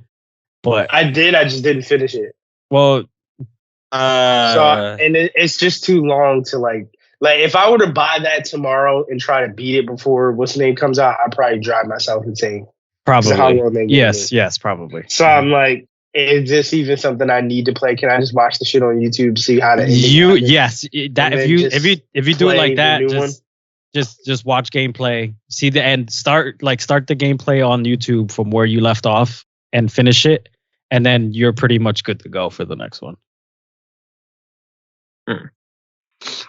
It does seem like an improvement though, from even as somebody that hasn't played a game, like from the first one, the first trailer of Tears of the Kingdom to the new one. Like you can see a lot more content in there. So I get what you guys are coming from. Hey, I just still believe it's not worth 60. I'm 70, my bad, not worth 70. No game will ever be worth 70 to me. Sorry. No. Dead Island was worth. Dead Island 2 was worth. Yeah, it was. Is it worth? Dead Island 2 worth 70? It was. I could burst your bubble on that, but I'm gonna leave you alone. Horizon Forbidden West was worth $70. I'm gonna say no to that because God of War Ragnarok was worth $70. No, it was not. It was worth $60. 60, exactly. What you talking no, I was playing Forbidden West, and it's kind of boring. It's the story. The story is just extra. Yeah. But this Breath of the Wild, this Tears of the Kingdom it's looking better from the last two trailers. So much better. Yeah, it's looking better. Like I said, it's looking better. My thing is not worth 70. They did a good job showing off this one. This third trailer. I don't know what the fuck they were doing with the first two. I don't know. Nintendo's thought process is ridiculous sometimes. I kind of don't understand why they didn't put the mini map in the first one. Did they not? It wasn't this kind of mini map. You're right. It wasn't. It wasn't. Like you know how many times I had to keep going back to my map menu and then going back to the thing and then back to They didn't. that shit was annoying. I mean, hey man, I guess that is a pretty good improvement. Actually, I didn't notice that. I'm surprised you noticed that. I didn't notice that the mini map was like technically not really there. Yeah, it was pretty much wasn't there at all. Almost. I haven't played Breath of the Wild in a long time, but I'm pretty sure it wasn't there. Really? I have to go back. Maybe it wasn't there. Maybe it wasn't there. I played with the Pro display, so nothing's on my screen at all when I got the interface up. Nothing's on my screen. I need to see what's happening. Yeah.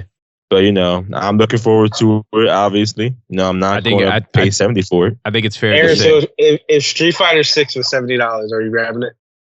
Guess what? Yes, it is $70. Because Street Fighter 6 can be played. It's going to have at the very least a 7-year lifespan.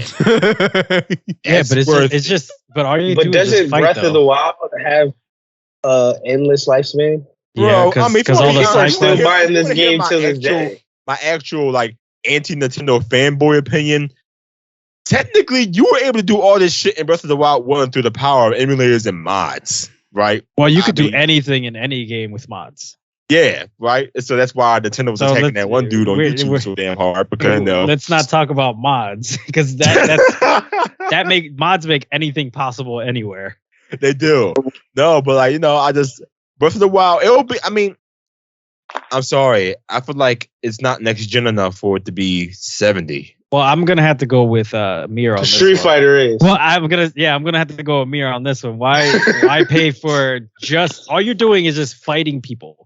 But guess versus having an open world with doing side quests, minding your own business, doing your thing, creating different stuff. Like you have more time to put in this than fighting. Bro, you will be done with that game after 100 hours.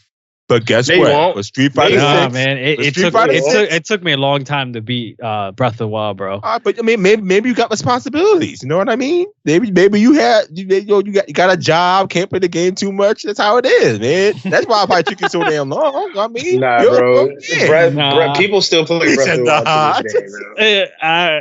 I'm gonna have to go with me. I don't understand that logic there. Like I said, 7 years. Street Fighter 6 at the very least will have 7 years of DLC. But you know why? Because nobody really. How many fighting games can you say are out right now, though? I mean, that are other than consistent Street Fighter. play. Yeah, I mean, there's. That's why Street Fighter lasted so long because it's Street Fighter and it's really the only fighting game that. Hold up, Danny. Then explain Tekken. How does Tekken last? I don't really play Tekken. I don't play fighting games other than Dragon Ball Z. And Dragon Ball Z, I stopped playing. That shit didn't last very long. They last that long because the landscape have changed. There's no reason to make another Tekken in 2 years. Yeah, that's the only reason why. A Capcom, if they wanted to, they can make another Street Fighter in 2 years. But they're not going to because they know that within the fighting community, you guys will support it for that long. It's not that they can't, but that's the main reason. You have Aaron all out there. Why would you change the meta up so fast like that? You know what I mean? Let it stay. Because if that was the case, they would have followed that blueprint years ago. Mind you, there was Soul Calibur 1, Soul Calibur 2 the next year, Soul Calibur 3 the year after that. But then they got into the habit of listen, we're not about to make a new fighting game every year. We all just continue to play the shit for 2-3 years anyway. The Soul Calibur 1, 2, and 3 play vastly different. I don't think but even in Tekken, I'm just using that as a comparison. Even Tekken or whatever, Mortal Kombat. Hey man, as I said, this is about Breath of the Wild. Like I said, or Breath of the Wild. Yeah, but Breath of the Wild, it's all the way from the Wii. Like the Wii U. It is from the Wii U. That's what I'm saying. I mean, and it's still till this day, people are still playing it. People are still making mods. People are still challenging. People are still doing a whole bunch of shit. So I would like this. The price range for all the content that you get for it, for say Breath of the Wild. If that was $70 back then, I would have still probably fucking bought Breath of the Wild. Sure, that's been Nintendo. Nintendo weed that got you, man. Wherever you no, it's one is because it's Zelda. I fucking love Zelda, and the other thing is that there's so much to do in it. Like it took me months to fucking beat Breath of the Wild. I didn't beat Breath of the Wild until maybe like a few months back when I heard that this fucking game was coming out. That's when I was like, let me hurry up and finish. I finished that game in the first month. You guys are slow, bro. Do it. So you 100% it. All the side quests, all the main missions. Yep. We hear that bullshit. No, I'll show you the actual save data. I want to hear that shit. I did do all that. Yes, I did. Yes, I did. But I mean, like I said, it's going to be a good sequel. I just don't think it's worth $70. You know, so we're arguing about a $10 difference. Not only that, but you got a $10 difference. Yes, it's $10 difference, but that does make a big thing for poor people like myself. But you got to think about it from like this time period that we're in. This is what it's gonna be. All the games now are gonna be $70 bro. So it's either chalk it up now or keep complaining about it and end up waiting for it to go obsolete and then fucking get the game after. I'm not doing that. I will not pay $70 for a Nintendo game that runs at 30 frames per second at like what 720p. You got me all the way fucked up. Hell no. What? Nintendo got you good. The nostalgia crack addict in them. That's what it is.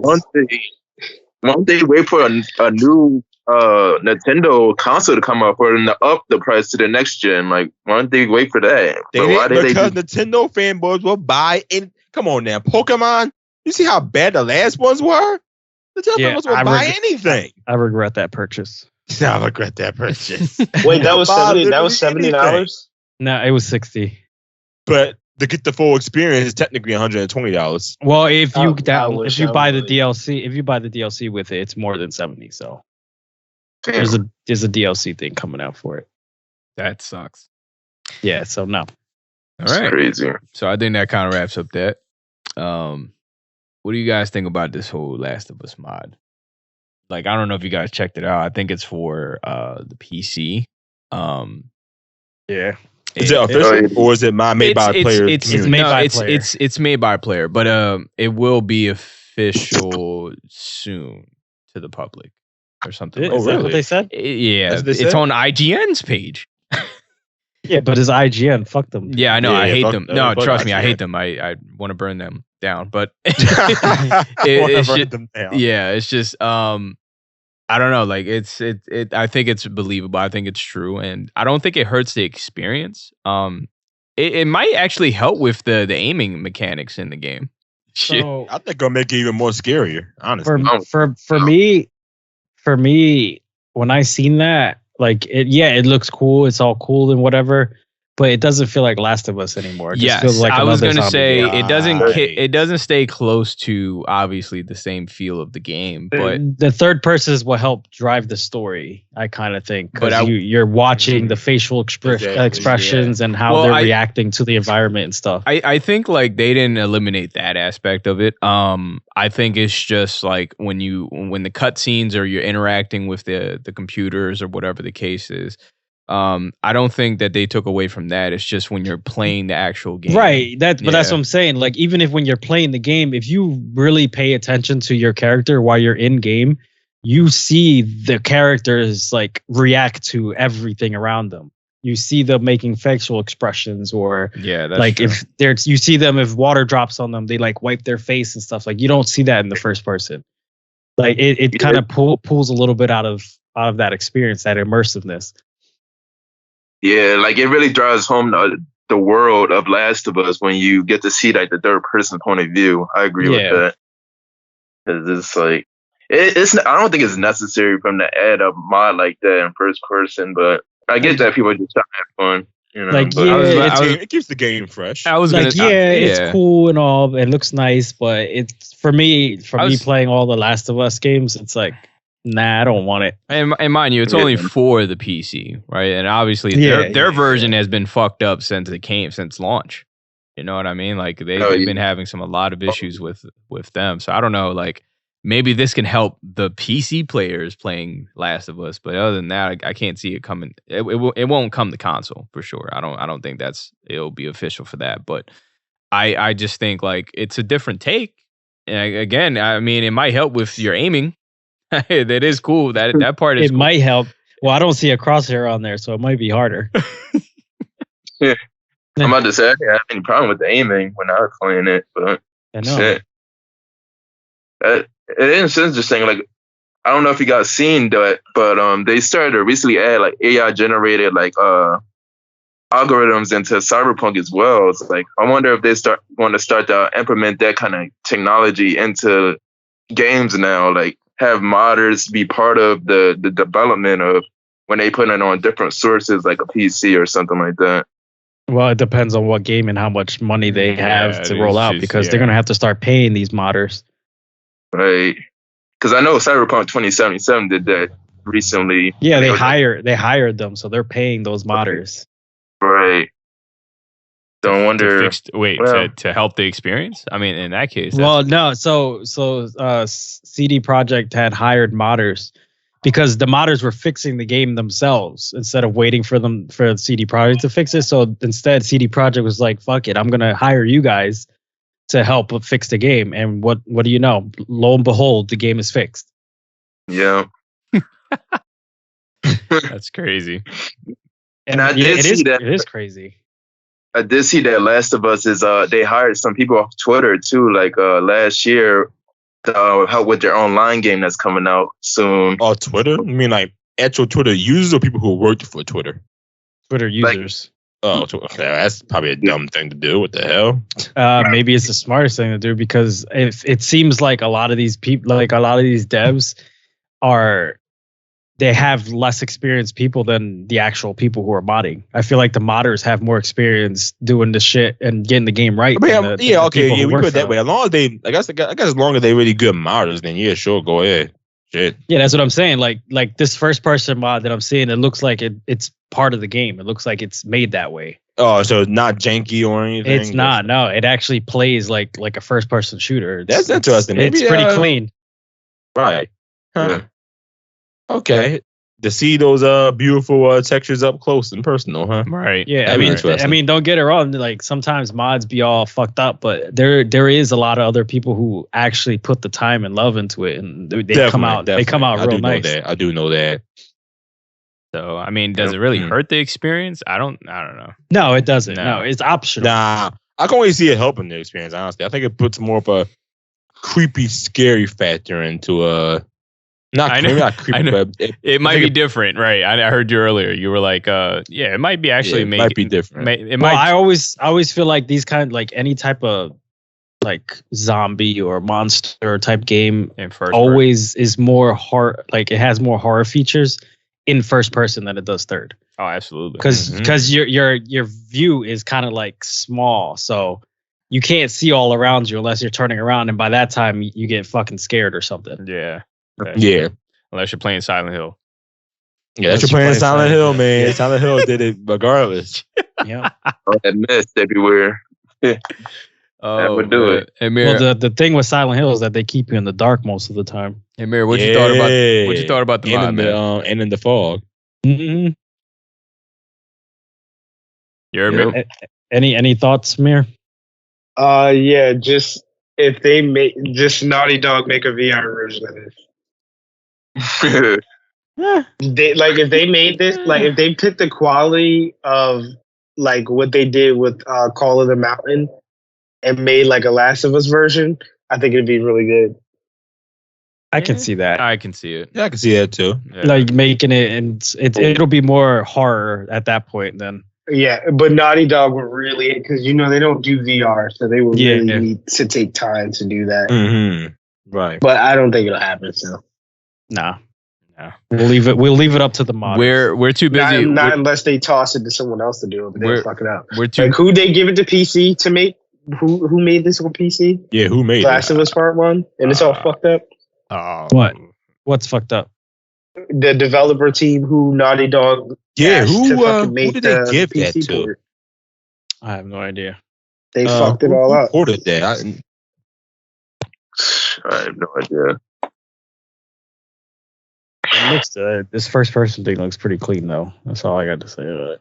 Yeah, it does. Again, it's not hurting the gameplay But some people want it first person, others don't. Yeah. Again, it's optional. It's a mod. You don't have to have it on there if you don't want to. Yeah, there's no specific developer. They won't specify like exactly what specific developer. Yeah, they won't. Yeah. It just still says Naughty Dog. Yeah. So. Yep. That sucks. But that does. Stop milking the series and make the next one already. No. You gotta wait till. Listen, we gotta get the season 2. We gotta get season 2 of the show, and then the multi. What is that? The online, the one. I don't know which one is that one. We're still waiting for that. They didn't even put a release date out for the online. We haven't seen anything about it yet. $70. It took the multiplayer out. Ain't that crazy? No, because that game was fucking amazing. Insane. Imagine. The multiplayer was amazing too. It took it out and said, here you go. Buy the more expensive version with less content. Like, that's crazy. Damn, that's crazy. I know Aaron would pay $70 for Samus. I would. I would for Metroid. Get the fuck out of here. Get the fuck out of here. Oh, man. Yeah, all right. How are y'all feeling about that Penguin the trailer? Penguin. So for me, I still haven't even checked out the original Batman, but it kind of seems like it's like a Batman Penguin movie. So you know the new Batman that came out.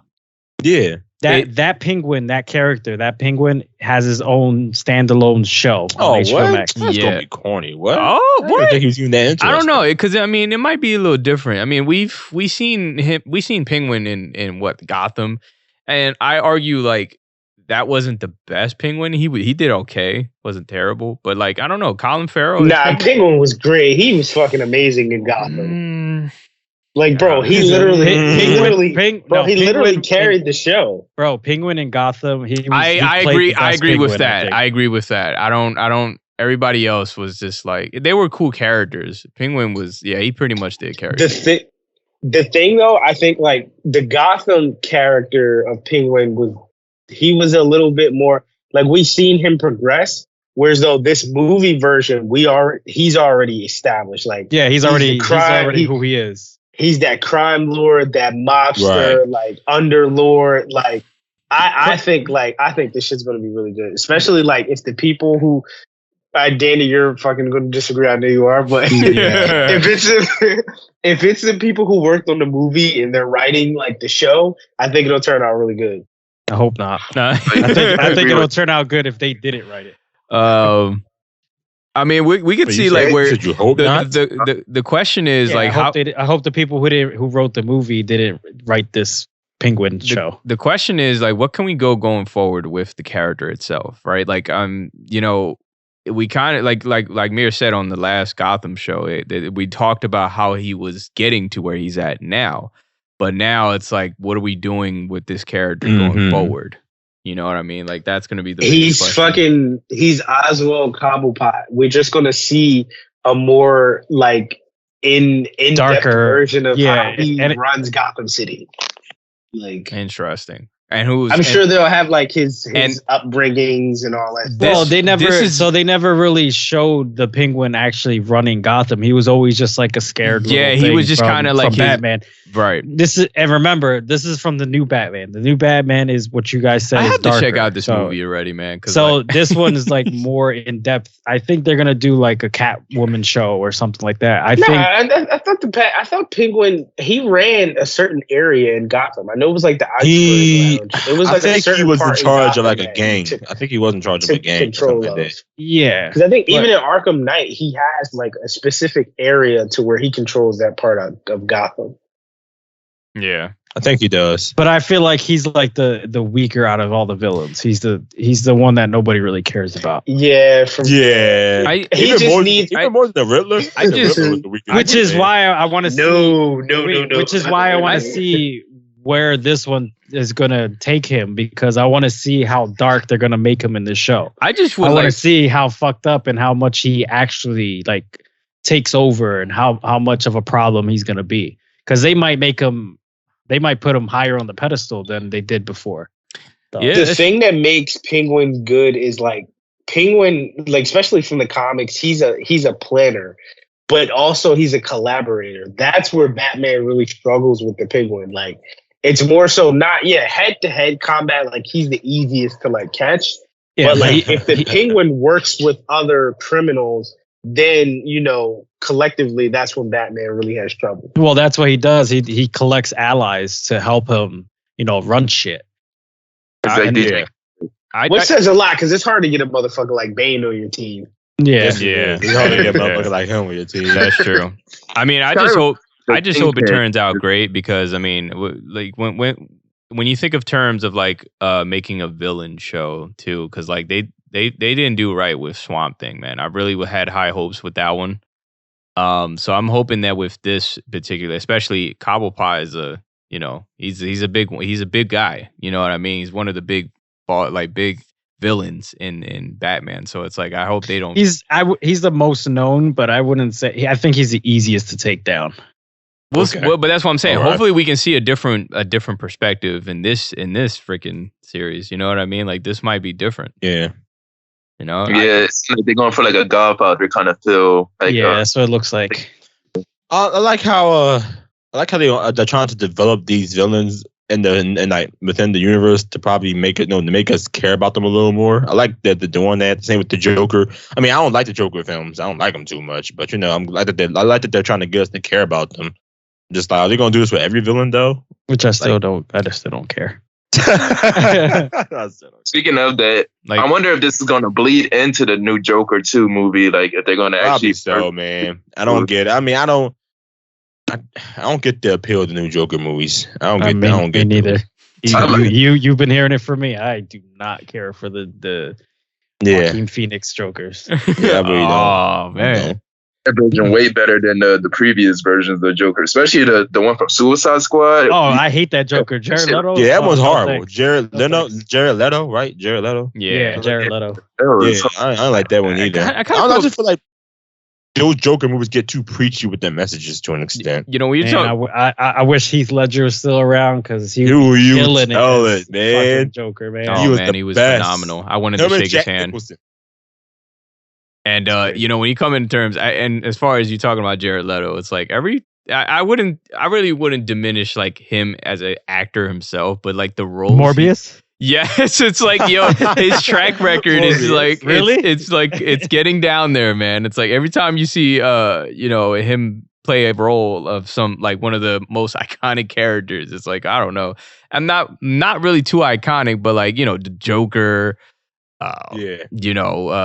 Like you said, Morbius. That was such an opportunity for Marvel to make something, and they could have made it. They're trying to make a series of it because we're getting a Morbius 2. I don't understand why, because the first one was terrible. We're getting a Morbius 2. We're getting one. Yeah, well, we kind of have to. You kind of have to because he's part of the MCU. Oh, what the fuck? We're getting a 2. Yes. Yeah, I don't think they want to change. I don't think they want to change him. I don't know if anybody even wants to be playing Morbius. No, so the crazy part is that Jared Leto has the face for Morbius, but he just doesn't play Morbius that well. No, I think that's the problem. And the movie itself, it wasn't just. I don't know how he was able to get 2 different contracts. That's crazy. I don't know why he would want to. And he sucked in both of them. Like he sucked in both roles. Just ban him. Like just ban him. Oh shit. No, I'm excited. I'm excited for a Penguin though. Hopefully, I'll give the first episode a try and see how that one goes. Yeah, it's on the HBO. First episode has to tell me how the rest of it's gonna go. Yeah, it's on HBO Max too. I'll so give it a try too in that. Yeah, it's on HBO Max too. So I think everybody's gonna get an opportunity to watch it. It's gonna be fun. I think the good thing though is like because it's not on CW type shit. It can be very graphic. That's what I was saying. The way that he shot it. Yes, I'm just definitely the CW ruined the Arrow, ruined the Green Arrow, and ruined the Flash for me, man. Oh, actually, Green Arrow and the Flash on CW was actually pretty fire. Yeah, it was good. It was pretty good. Yeah, I don't know what you're talking about on that one. It was pretty good. They were pretty good, Aaron. CW shows either. I don't.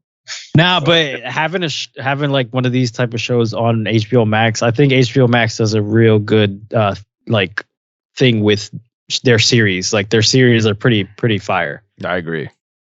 Oh yeah, up the quality for sure. Yeah, I don't know about that Last of Us series, but oh yeah, The Last of Us. I like The Last of Us series. It was great. Yeah, y'all tripping. The Last of Us. I know. Was great. I loved it. It was really good. For me being like how much I was always into Last of Us, like I probably played the game like 10 times each one, and they didn't implement certain things that I didn't like, but overall I still liked it. Yeah. It was still good. It was still good. Nostalgic to me. So I need to bleach my eyes after the second episode. Last of Us. So, oh my god. So I have an interesting question, guys. So should all devs follow the subscription and services like, Game Pass or the PlayStation Plus, going forward and to be able to play and try out? You know what I mean? Like, I don't know if you guys ever, you don't think so? Hell no. Look what happened with Hi-Fi Rush. Microsoft said they didn't make that much money. Yeah, but that was because one example. Xbox gamers don't play that type of game, honestly. But I bet you, if they don't come out and say it, I bet money it failed partially because of Game Pass. So I bet you. So me being in this very, very, very small part in that community, I'm gonna say no, because I want to stay away from all that stuff. Because I want my game to succeed, and I want people to just be like trying it out and then be like, you know what, I don't want this. Delete. Exactly. Come on now, man. Yeah. And not only that, it's like it's like. If a developer's a little smaller, then I see no reason they even should be on subscription service in general. Unless, like, what are these publishers, Ubisoft, Microsoft, whatever, are they covering the cost for these games? That was my other issue. Yeah, I personally don't know what the percentage is or what we're making off of that. We don't know what they're doing.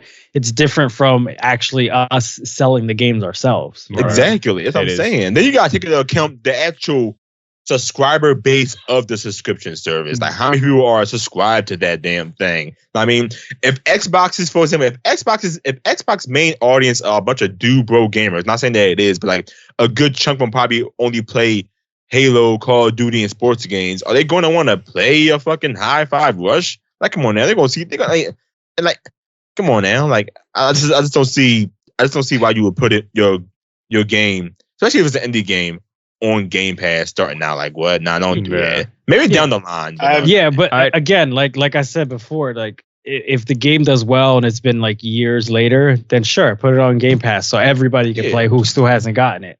But it's that's the point where it's like after we make that mark that we need to make. Exactly. Yeah. I say for I object. I say for me. Of course you do. Yeah, I say for me. I object. I say for whatever me we agree with, he does it. Whatever he does it. I say for me personally, it's I think it's neck and neck, right? Like I believe like if it's a game where we think that it might actually have potential, but with today's games and it's coming out, obviously you can tell the difference between the AAA games and the games that people do want to try out. Or even, people just getting into gaming, right? Like they just want to be able to like try out a game and all right, let me stop you there real quick. Sorry. Yeah. So you're saying try out. That's what demos are for. Yes. Yes, but some games, yeah, I agree with that. But there is some games that they don't even release demos for. And that's agreed. Yeah. So they don't. Some of them don't. Yeah. I do agree, but I also I do see I do see the consumer perspective, right? Like you guys, one game doesn't have a demo and you want to try it out, and it's on Game Pass. Bam, try it out. Exactly. And if you like it, in a dev's eyes, they're saying maybe we don't want people to try it out right now. We want them to buy it, and then they can decide what they want to do later with it. That's true. And that's all up to the consumer. So that me putting it on Game Pass and having you guys play it doesn't really benefit me from the knowledge that I don't have of how much percentage they're going to take from that. You know what I mean? And there's a reason 2K don't put 2K NBA on Game Pass. It's really they don't do that. They want all their money. I could see both sides of the mirror. Yeah, like I feel as though like you can do this with demos as well. That's kind of what betas and demos are for. But at least like if you do put it on Game Pass, you at least get a chance to try out the full game. You know what I mean?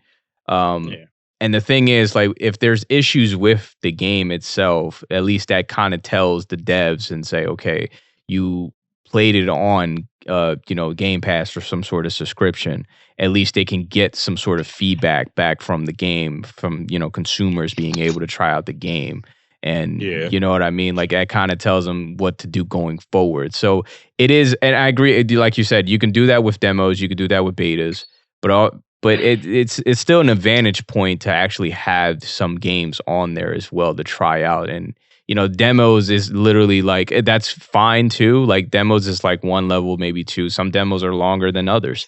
But, I think to get a really good concrete feeling of the game, the demos is cool. But I feel as though when you actually have the full game on these subscription services, I think it's just more beneficial, in my opinion. You know what I mean? For the consumer. Right. Yeah, consumer, for the consumer. not the I devs, can see that. But I can see that. But like, I don't know. Like, and plus I feel like a lot of these subscription services aren't worth it. Like, what do you need a subscription service for Ubisoft for? Like, I don't get that. Nah, see, this is where I call cap. Oh, here we go. How you call cap for everything, bro? Right, let's come on, play. Ghost Recon breaking balls or something. Like, come on now, man. So look, right? So even going back to the Hi-Fi Rush thing, right? That shit was super spontaneous. Nobody even knew that was coming out. So like, and then that's the thing with Xbox. Everybody knows that Xbox is in the last, right? Like, we know when you buy an Xbox console, Game Pass is aligned with it. Like, don't go getting an Xbox and not trying to have Game Pass thrown in your face. That's what comes with Xbox. That's a part of the ecosystem. You can't escape Game Pass. It's there. So from a marketing perspective, it would not make sense for Xbox to not put Hi-Fi Rush on Game Pass. And on top of it, it's like, I don't, like, me as a gamer, I don't give a fuck how much Hi-Fi Rush sells because I enjoyed the game. I don't care about how much. Now, yeah, from a perspective from the devs, obviously I want them to get their money's worth, which they are from Xbox and Xbox Game Pass. But even to your point about how you mentioned, like, even to your point about how you were talking about, like, who wants to pay subscriptions and shit, right? Like, think about a bunch of new gamers who don't have access to Game Pass or PlayStation or whatever the case may be, right? Like, think of PC. Should you be playing games at all then? Yeah, should you play games at all at that point? But that's the better question. What I'm saying is like, let's say you just got a PlayStation 5, you're just getting into gaming, and you want to play the Assassin's Creed series, whatever the case may be. Ubisoft, I don't know how much it is. I think it's like $10 or some shit like that. Like 15. But you pay $10 a month to play the entire catalog of the game. So my standpoint is, like, for pre-existing games, I think it works. For new games, no, that shouldn't be the case. So, like, this new Assassin's Creed that's going to come out, should that be on Ubisoft Plus? Absolutely not. But for all older games like Assassin's Creed 2, 3, 4, yes, absolutely have a service for those games because they're not available on every other. They are, but you have to pay. Like, I'm not going to pay $30 for Assassin's Creed Syndicate. Go on now, Assassin's Creed. The old Assassin's Creed are no more than $15 to $20. Well, that's not true. But Mir, that's what I was saying. Like, down the line, sure, yes, we'll put it. But that's what I'm saying though. Like, overall, like, I'm not talking about new games. I'm just talking about games in general from previous, like, categories, like older games. Like, if, for example, how you mentioned 2K, of course 2K would not put their newest 2K. I mean, their new shit. They're called 2K and the developers 2K. You know what I'm saying? They're not going to put their newest basketball game on this subscription service. But imagine if they did have one, right? You would have access to all BioShock, Mafia. You would have access to all those games. Yeah. Now imagine if the service was like $5 a month. That's more so, like, even if you could take Capcom. Of course, they're not going to put Resident Evil 4 on there. But imagine if they had, you can play all the Resident Evil games, for $5 a month. You can play Street Fighter, the older Street Fighters. You can do all that. I think that would be a good idea because everybody else is doing it. Not for fighting games. I don't think so. But I said Capcom. I had said Capcom. You can leave that up there. Capcom don't just make fighting games. I know. I'm just saying, like, if I'm going to play a fighting game competitively, I want to buy it once and not have to wear a subscription service. The fighting games are a small percentage of people anyway, so nobody cares about it. Fighting games are a small percentage anyway, so nobody cares. Like, Cap. But like, one last point before you start, Don. But like, even it really helps games too, because the new Battlefield that came out, that shit was ran down when it came out. Everybody did not want to purchase that game, but as soon as it became available on Game Pass, EA Play, PlayStation, the shit blew up again. Like, literally, Battlefield 2042 is one of the most popular multiplayer games right now. But I bet you that dev team didn't make enough money to pay their bills for that game. I bet you they didn't. I'm betting you. Unless Microsoft is forking over that cash, like covering the cost of development, which I doubt they're doing that for. They got all paid the developers for that, on Game Pass. Yeah, I'm sure they got paid, but we don't know the percentage that they get. Why should we care about that? Like, as long as don't you want a sequel to your game? Don't you want a sequel? It probably won't get a sequel now. I'm sure it will get a sequel again, as long as it's being aligned with Game Pass. As Game Pass is the first part, the top thing for Xbox. That's all they care about is Game Pass. Xbox, they don't care about why you think every other first party is coming to Game Pass. If they didn't prioritize Game Pass, Redfall would not be coming to Game Pass. Because Redfall doesn't need to come out at all. Redfall needs to stay where it's at because it's 30 frames right now. Yes. Redfall and Halo Infinite, all I'm still playing Redfall. Besides Hot Rush and I guess Cuphead, they are games as a service. So of course they'll have more on the Game Pass. They're not. Come on now, man. You're not buying those games outright. You're not paying $70 for those games, man. I absolutely would have paid $70 for Redfall. Crazy. Absolutely. If it wasn't on Game Pass, I would have bought it. You're wild. I'm not. 30 frames starting out? I like the first party Microsoft game? I like the game. You're wild. That's the thing. Like, we get caught into like the requirement, but like the game looks good and like I agree with that. He likes the game. He wants the game. I like the game. His money. Let him get it. Aren't you going to buy? Aren't you going to get Tears? But aren't you getting Tears of Kingdom at 30 frames per second? When it goes down in price, yes. Here we go. Yes. I think it should only. You know damn well that game ain't dropping below $50. Hey man, Nintendo ain't getting. But you got to remember, Redfall is for the bigger consoles. You paid $500-$600 for a PS5 or Xbox to play 30 frames again. I paid not $500 for multiple games. I'm not saying you. I'm saying in general, like, people paid a lot of money for this console that's supposed to be pushing 60 and more. And you're telling me that these new games in 2023 are going to be coming out to be 30 frames? I might as well stayed with my fucking PS4. That's not the console's fault, though. I know, but either way, why spend that money on that game if you're not getting the full thing for it? Listen, it's not the console's fault. I say just keep all the older third party and AAA games for the subscriptions, and like all the indie games, let them earn their money, because it's coming out the indie developers' pockets at the end of the day. Exactly, man. Imagine if Cuphead was on Game Pass first, it would not have been a very big success. I bet you it wouldn't. When nobody would have bought it. It's great. Exactly. I agree with Don. What Don said, I agree. Yeah, I agree. Yeah. Everything you say all the time, I agree. Yeah. I kind of agree with everybody.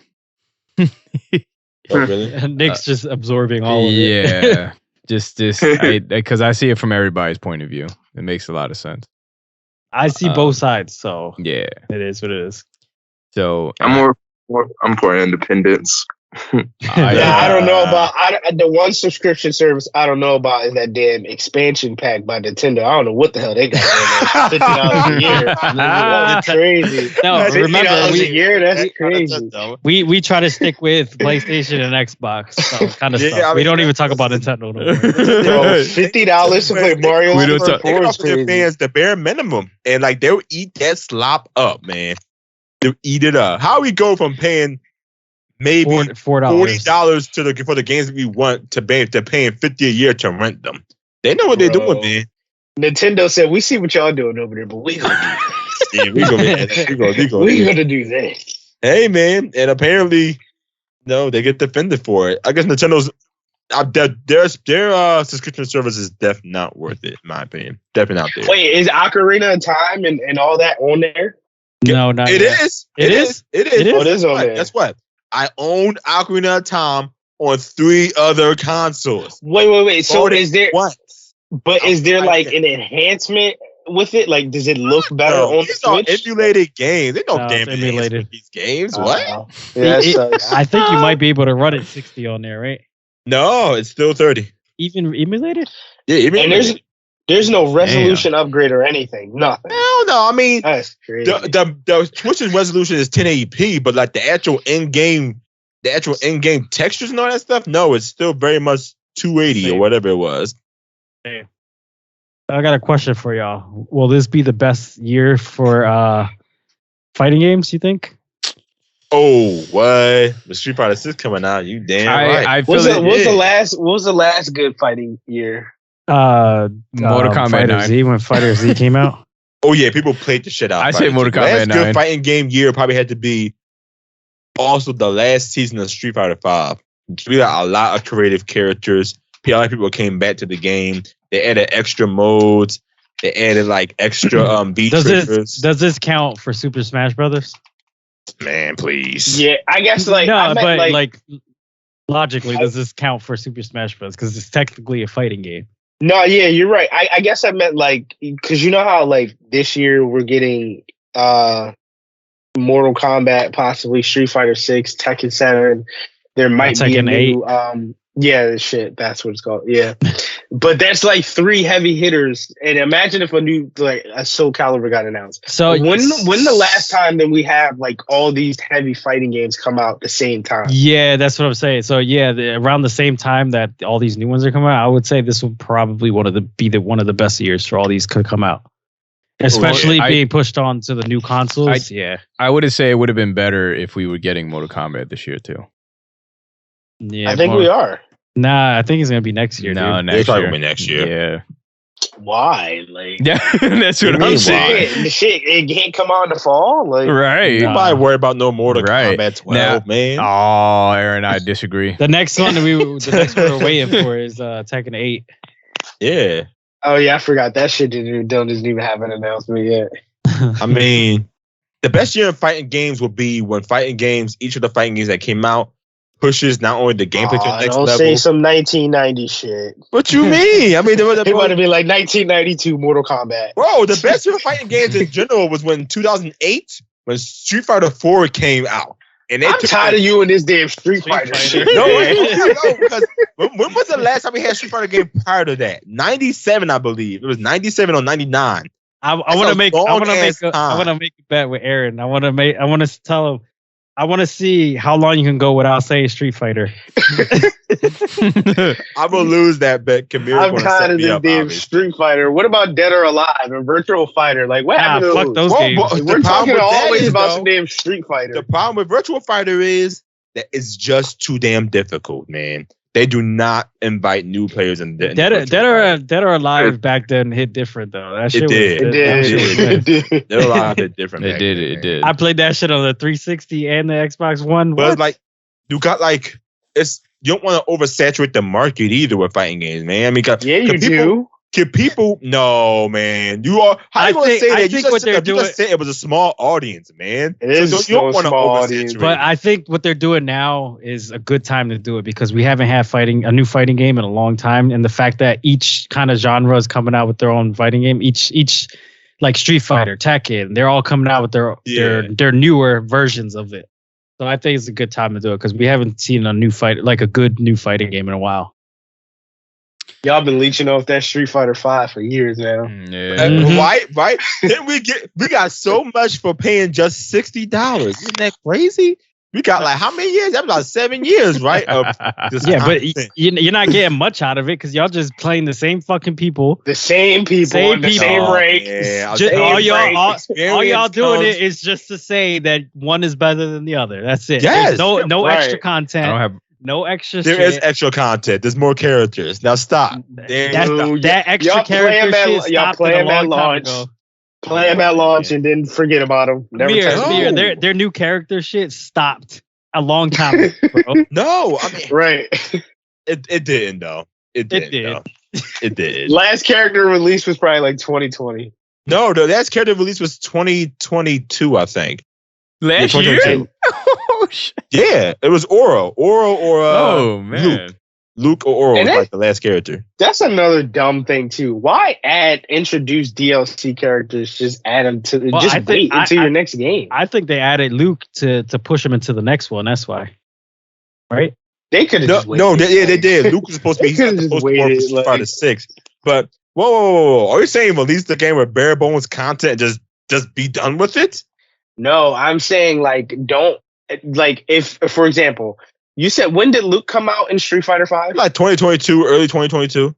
All right, so less than a year you released him. You could have just waited. That way it would have made it a little bit more exciting, especially for people who never played as him before. Say, oh, this is a brand new character. But now that you'd have told me he's from the existing Street Fighter 5 already, all right, well, it's kind of like... He's not really new then. But we had plenty of new characters coming out of Street Fighter. Did you guys have to pay for all the characters? No, yeah. Hey, no. Yeah. There's something in Street Fighter 5 called Fight Money. That all you gotta do is play the game a lot and you get those characters for free. Oh wow! So we have in-game currency. Finally. Yeah, in-game currency that you get earn. Gotta pay. You can pay for them if you want, but for somebody like me, so then that just ruins everything. Then. No, I played Street Fighter I was playing Street Fighter it was the only game I was playing for a good long while. So I got them characters for free easily. I racked up the in-game currency. Damn, know what I mean? You get tired of playing the same game? No, because it's fun. He said no. Play fighting games. Y'all don't play fighting games. Come on. Who wants to win every goddamn time? Don't you want to be challenged after a while? Don't you want to be challenged in an adventure game or some action game? Don't be challenged at playing. You still gonna be saving side by side. You still saying Hyrule Zelda. You still saying Hyrule and Zelda. That's stop. Bro, I stopped playing Zelda, how long ago now? Yeah. Been a while. I told you, after I beat the game, I stopped playing it because the new one's coming out. I'm moving on to the next thing. I'm not playing Street Fighter for you guys cool with liking getting the most out of your money? Imagine paying $60 and there'll be content. Hold on, wait a minute. 7 years. Yeah, that's why you 100% it. So why am I patronized for spending money on skins when that's investing and getting the most out of my money? But I'm called crazy, specifically by you, Aaron. I'm called crazy when I'm investing into a game like that. When I'm enjoying my time, my hard-earned money that I decided to spend on the game, but I'm called crazy. But you ruin it for everyone else. That's how it's a skin. You buy them skins? It's a skin. Because I want to play Goku in a game. Oh, now you're the left. You're on the left side. You're against all original ways to earn things in games. Listen, man, I believe I don't count as investing time in a game because I bought a skin. All right, but hold up, bro. Who getting the better deal? Me who can unlock the skins and characters in the game via in-game currency, or you who gotta be like, oh, let me get my credit or debit card out. Here it goes. I'm putting it in. Jokes on you. PayPal's already connected.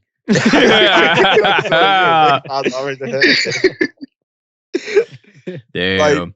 This will be the biggest year for fighting games. Overall, it will be the biggest year for fighting games. Definitely. Wait. So years will never get beaten by the legacy of fighting games and during that era, the 80s. So I can't see anything surpassing that because that was the era of fighting games. I say Mortal Kombat 9 for me. Wait. Hold on, Don. Can you say it again? You said the 1980? Yeah, like the 80s, like that. I can't see nothing surpassing that era because the amount of fighting games that came out during those times is like and that's when Nah, bro, that shit don't count. We had bro. we had in the 90s. We had Soul Calibur. Nah, bro, it don't count, Street bro. Fighter 3. Marvel vs. Capcom. X-Men vs. Street Fighter. Most of them games, that's not even here anymore. They had all the bro. cabinets. Everybody went to the arcade store. Yeah, like bro, most of the games aren't even here anymore, bro. But people are still playing SNK vs. Capcom to this day. Playing what? What is it called? SNK versus Capcom. Oh. Okay. You don't know nothing about that. No, man. I know. I heard SNK. I thought you said something else. Sure. Mm. And now, not only that, we got a new Fatal Fury or something coming out this year too. Oh, it's the best year for fighting games. What? I think Fatal Fury is coming out and a new these are SNK games. If I don't know them, look how excited Aaron's getting. wait, so curious. So what if Project L comes out this year? Hey, that'd be good. Yeah, that'd be good. Yeah. Well, that's the whole point of us saying like this is pretty much like a good year. Like between this year and next year should be a good year for fighting games because you probably got Mortal Kombat 12 coming out next year, probably. Right. I think Riot needs to make it happen. They're taking too long. I know. Yeah. For Project L. I agree. It takes a lot to go into making a fighting game, man. It's not that simple. It takes a lot. Well, I think it's the best in that sometimes. It's been some time for a lot of fighting games to come out at once ever since the pandemic. So this is definitely like a comeback year. Well, will we ever see another Marvel vs. Capcom? And who do you think should be at it? Bro, like 10 years. Now, I was saying it's been a long time. Obviously, before to Nick and Danny. The problem, well, let me tell you why. Here's the problem with that. All right. So one, Disney's a bunch of greedy bastards. And not only that they also like to control their IP. If you played Marvel vs. Capcom Infinite before, you'll notice how weird the Marvel side of that roster is. They gave us characters instead of X-Men, instead of Wolverine, Storm, Magneto, the Fantastic Four, any of those guys, instead of those guys, they gave us Winter Soldier. Who the fuck wants to play as Winter Soldier? Rocket Raccoon. I Why get is he it. even a character? Clips. He's a cool character. But come on now. Who else did they give us in that one? They gave us like Ultron. Ultron's okay. He's a pretty good villain. Obviously, he's okay. But then not only that, there was more Marvel characters than Capcom characters. That's how much Disney was interfering with the development of that game. Like, what? It's supposed to be equal amount of characters on each side. Why is it like 4 more Marvel characters than there are Capcom characters? Like, what? But they're not like, I don't know. They're just it was like fucking She-Hulk, and it was I think it was I forgot who it was. Bro, they were thinking about the casuals, bro. They were thinking about casuals. For them to be thinking about casuals, like you don't do that, but again, on Marvel vs. Capcom. Marvel vs. Capcom is arguably the hardest fighting game of all those games. It is arguably the hardest fighting game of all those games. And it's the worst, too. It's the what? Whoa. Come on. Have you heard the phrase, it's Marvel, baby? Have you heard that phrase? It's Marvel. That game is dog shit. Like, if you think fucking Fighters is hard, it's like quick, bro, Marvel vs. Capcom is the worst. No, but that's because you ain't got no defense. That's why you get It's a bunch of just button mashing and like blades going across the screen. Hey, listen. Just because you don't know what direction is back on the screen, don't mean that it sucks, man. It's my fault you can't block. That's a safe call for you to play. Okay, insult me. But no, I'm just saying, like, we probably won't see another one because of the whole. But let's say hypothetically, if we do, who do you want to see in it? Oh, all right. I'll start us off. Hold up. How about this? Starting off with the Capcom side. I want to see Mega Man. I want to see Zero. I want to see Chris. Oh, hell no. Well, they had Chris in Infinite. They did. But I want to. I'm telling you, like, who new characters. Oh, like, new? Okay. All right. That's a little harder. Like who they haven't had before. Okay. Already. Well, I want to see Bass. I want to see Bass from Mega Man. Dr. Wily from Mega Man. I want to see him. I don't think we had Claire from Resident Evil yet. No, we didn't have Claire from Resident Evil. But wouldn't she play the same way as Chris? I mean, Come on now, you cool with Smash Bros. Does it right? You cool with Smash Bros. Do it right? Not really. I mean, I don't play the same. I don't play the same characters that fight the same. Whatever, man. But I'd like to see those three. On the Marvel side, maybe who haven't they had yet on the Marvel side? I want to see maybe I don't know. Nightcrawler. I don't think we had Nightcrawler. Oh yeah, that's a good one. Nightcrawler. I don't think we had Nightcrawler on Marvel Capcom yet. What about Beautiful Joe? He was in Marvel Capcom. He was in it. He was in 3. Sorry, in there. He was in 3. What about Quicksilver? Quicksilver. Oh, yo, Quicksilver. All right, we can have Quicksilver. Quicksilver on the Marvel side. And well, I don't think we had Scarlet Witch. For the newer games, like you could have V in there from Devil May Cry 5. Yo, he's pretty dope. Cool. Yeah, he's pretty dope. Yeah, he's pretty dope. Are we just naming top 5? We could probably. I mean, I guess characters that haven't whoever been there, whoever been there, whoever you can think of. Mine would be. I didn't know I don't remember Beautiful Joe being on 3. I haven't played it so goddamn long. Yeah, he wasn't very viable, so nobody used him. Unfortunately. So if we had got a new addition to Marvel vs. Capcom, for me, I would probably put Venom. For sure, Venom should be in there. He was in 2. Yeah, he was in 2, I think. Was he in 2? Venom is in Infinite too. Infinite 2. Yeah. Yo, bro, I forgot about that game. Yeah, I did too for a second. Forgot that game existed. I did too for a second. That was the last one they made, I think. All right. Well, since the last one there was the last one they made. 2017. Well, because I think a lot of the characters too kind of do the same. Because I was gonna pick like Nero from like Devil May Cry, but like he kind of does the same thing as Virgil and Dante. He can be a little different though. Yeah, he got the arm. Nero is that he kind of has like that bionic commando arm that can reach and stretch and grasp. I don't want them repeating that moveset at least. Which is funny because they got bionic commando. Don't they got bionic commando in there too? And Marvel they got the obscure ass Capcom character like that in it. Like, he only had 2 games. Like what? And Spencer. All right. Yeah, Spencer. And what about? Yo, isn't Bayonetta Capcom? No, that's Sega. Sega. It's made by the same people behind. I don't know. I don't know if Cammy from Street Fighter is in there though. Is she? That's Square Enix Platinum Games. Well, Bayonetta. Yeah, I think Bayonetta is Platinum and Sega. Platinum and Sega is Platinum Bayonetta. Games. Is Cammy a part of them yet? From Street Fighter? She's been in it. It's hard because Marvel vs. Capcom 2 had damn near all those characters. Leon's not in there. Yeah, he's not in there yet. That's what I said. Leon's not in the game. As popular as Marvel vs. Capcom was, I don't know why didn't they do like Smash Brothers did, how instead of letting characters go just to fill in their spots for new characters, why didn't they just add everybody at once? You know what I'm saying? Because you want to balance it out. The problem with Smash Bros. That Smash Bros. Is having now is that they're now banning 2 characters because there's just too many of them, and you can't prepare for that. You can't learn the matchup on that. And the roster of 98 people, you're not learning the matchup on that. Like what? You just gotta get good, bro. you say that, but apparently I know I'm not. I haven't played Smash Brothers in God knows how long, and I only play Smash Brothers when I'm like with the group of people here. That's pretty much it. I would like to see Lord Raptor from Darkstalkers in there. Oh, that's a good one. There's a couple of like Darkstalkers here we don't got yet, so that'd be cool. I could see them pretty much doing that roster. I would want to see Rashid from Street Fighter 5 in there. He's pretty cool, Rashid.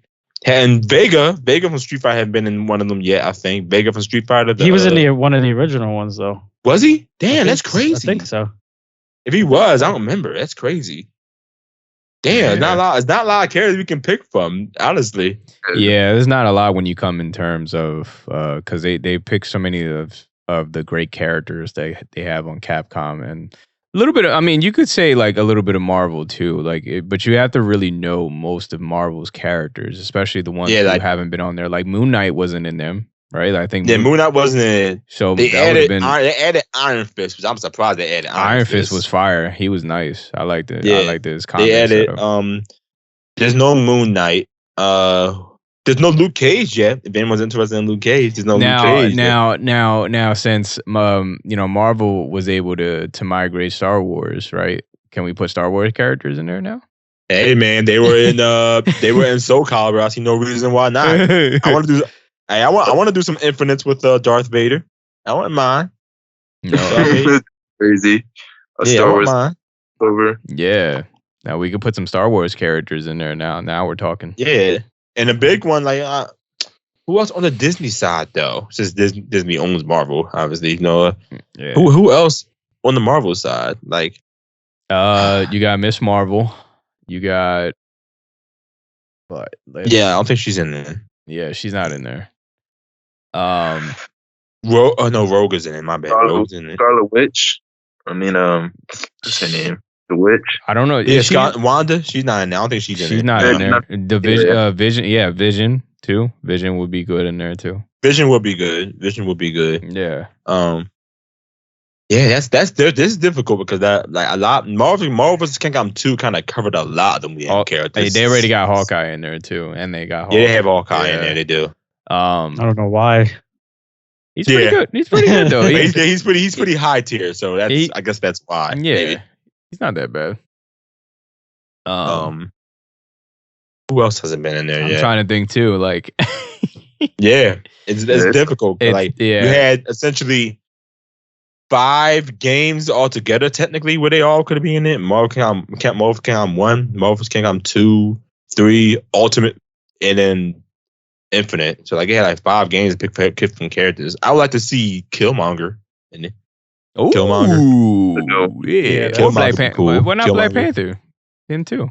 But he's in it. He's in it. Oh already. yeah, he's in there already. Yeah, he's in there. What about Star-Lord? But Namor, I think Star-Lord, I would think him in it. Star-Lord? Oh, what's wrong? Star-Lord? Okay. Yeah, Star-Lord's not in it. That's crazy. Yeah. Not the biggest fan. What's the other girl's name? The blue girl. What's her name? Oh, what is her name? What's the sister? Gamora's sister. Nebula. Nebula, yeah. Because she got her arm, her hand. She's mechanical, so she could change into things. That would have been cool. I would like to see maybe. I mean, he's part of like Rocket Raccoon Super, but maybe Groot. I'd like to see Groot in there. Yeah, they were kind of like a duo. They were kind of like they're usually together. Yeah. What if they added Lady Dimitrescu? Oh my god, that would be wild. That'd be wild. She's gonna be like Dormammu. She's gonna be tall and like Nemesis. Yes. Or like no, they're gonna be no, because like I think the Sentinel is kind of one of the biggest ones too. He's big as shit. Yeah, Sentinel. He's the biggest and probably the cheapest. People will fly into the air and call out their assist to just drain your health. It's the kick, the big ass kick that he does. Yo, you know it. Yeah. The big ass kick that throws you in the back of the screen like doom. Like, come on, man, what? It's so good, man. And then the Hawk too. Mr. T would be pretty cool too. Oh, you mean the Tyrant, Mr. X? Yeah. How would he play differently than fucking Nemesis though? Yeah, they need to bring back X-23 because she was fire in 3. Yo, she was, man. She was fast as shit. She was fast as fuck. Yeah. I know this is not dog. Amaterasu? Yeah, they need to bring him back too. Yeah. No, I'm saying like he spammed a lot. Like a lot of people spammed a lot. Yeah, he did. He spammed a lot. I know this spammed a lot. I know this. So Don had some trouble, had some fun back then. That bitch was cheap as hell. I'm in the corner, man. He can't get me out. Oh no, yes. I know this is not Capcom or Marvel, but what if we put Pyramid Head in there? Pyramid Head, I would like that shit. See Pyramid Head. He could probably be in Mortal Kombat. Yo, that'd be awesome. Yeah, that would be awesome. Yeah, he'd be awesome in Mortal Kombat. Bring back Freddy Krueger and Jason. Nah, I know they left him in 10, man. Well, I'm surprised they didn't bring him to 11. I'm pretty sure people would have bought them. Like as a DLC. I don't think we need him back. Jason was annoying in X. He's fucking annoyed the fuck out of me. How he had that move that switch your controls around and everything. Like, what the fuck is up with that? Where he used to grab you. Yeah, the grip. He just picks you up off the ground. Even though no, Superman was probably the worst when it came to gripping people in Injustice. Like, Superman. Man, no one. And Green Lantern with that leg swoop. He freezes you and slam you on the ground.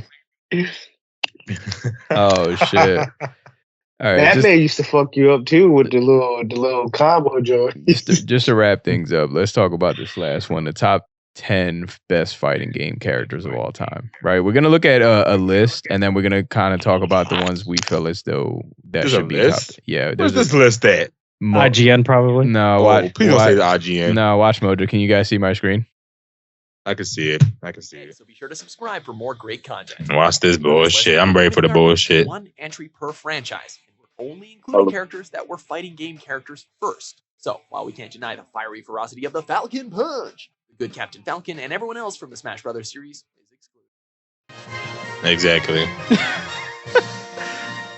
Keep that trash out of here. Guilty Gear series. So he's pretty cool. He's pretty good. He's not that bad. He's pretty cool. So is valid. Saw a bad guy was changed when he was forcibly transformed into a gear. Magically, bioweapon with superhuman speed, strength, and longevity. This guy.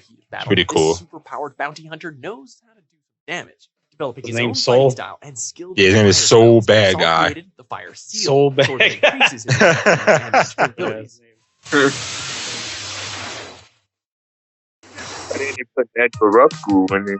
Oh, sorry about that. Vegas. That was fast, wasn't it? They don't play with the fucking ads. Protagonist of the Guilty Gear series, the great pick-up and play character with a complex backstory.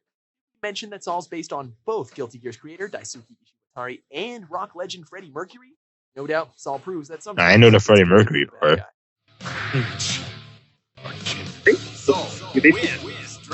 Saul. See you a little bit. My Shinonuri. Because of her boobs, man. That's the only reason why.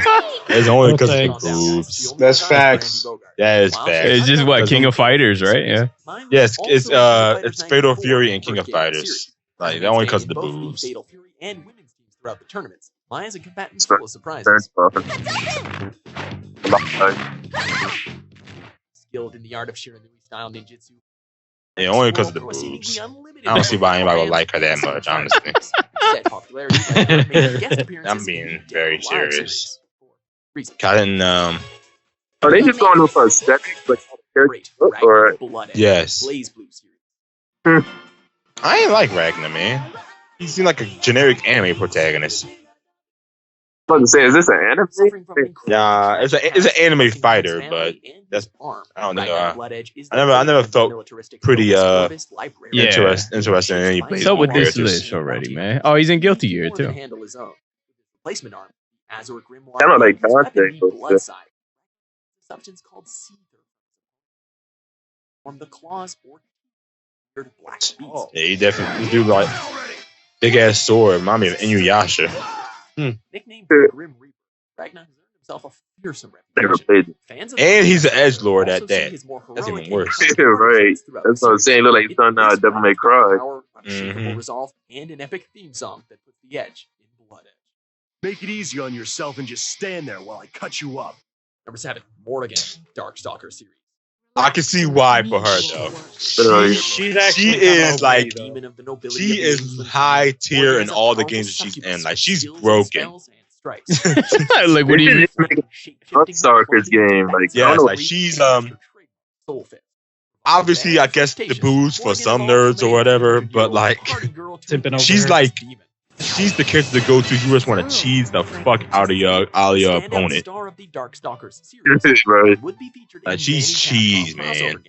Sometimes acting as a catalyst for like when Mir says all you do in Marvel Comics like you die quick and all that shit, he's not talking about characters like her. She keeps you at bay, man. Like you can't even get close to her. Let's play again sometime. I can't stand her though. Bulgor, Killer Instinct. What? Yeah. What about Jago? Can't remember the last time I was about to say Jago was way better than him. What do you mean?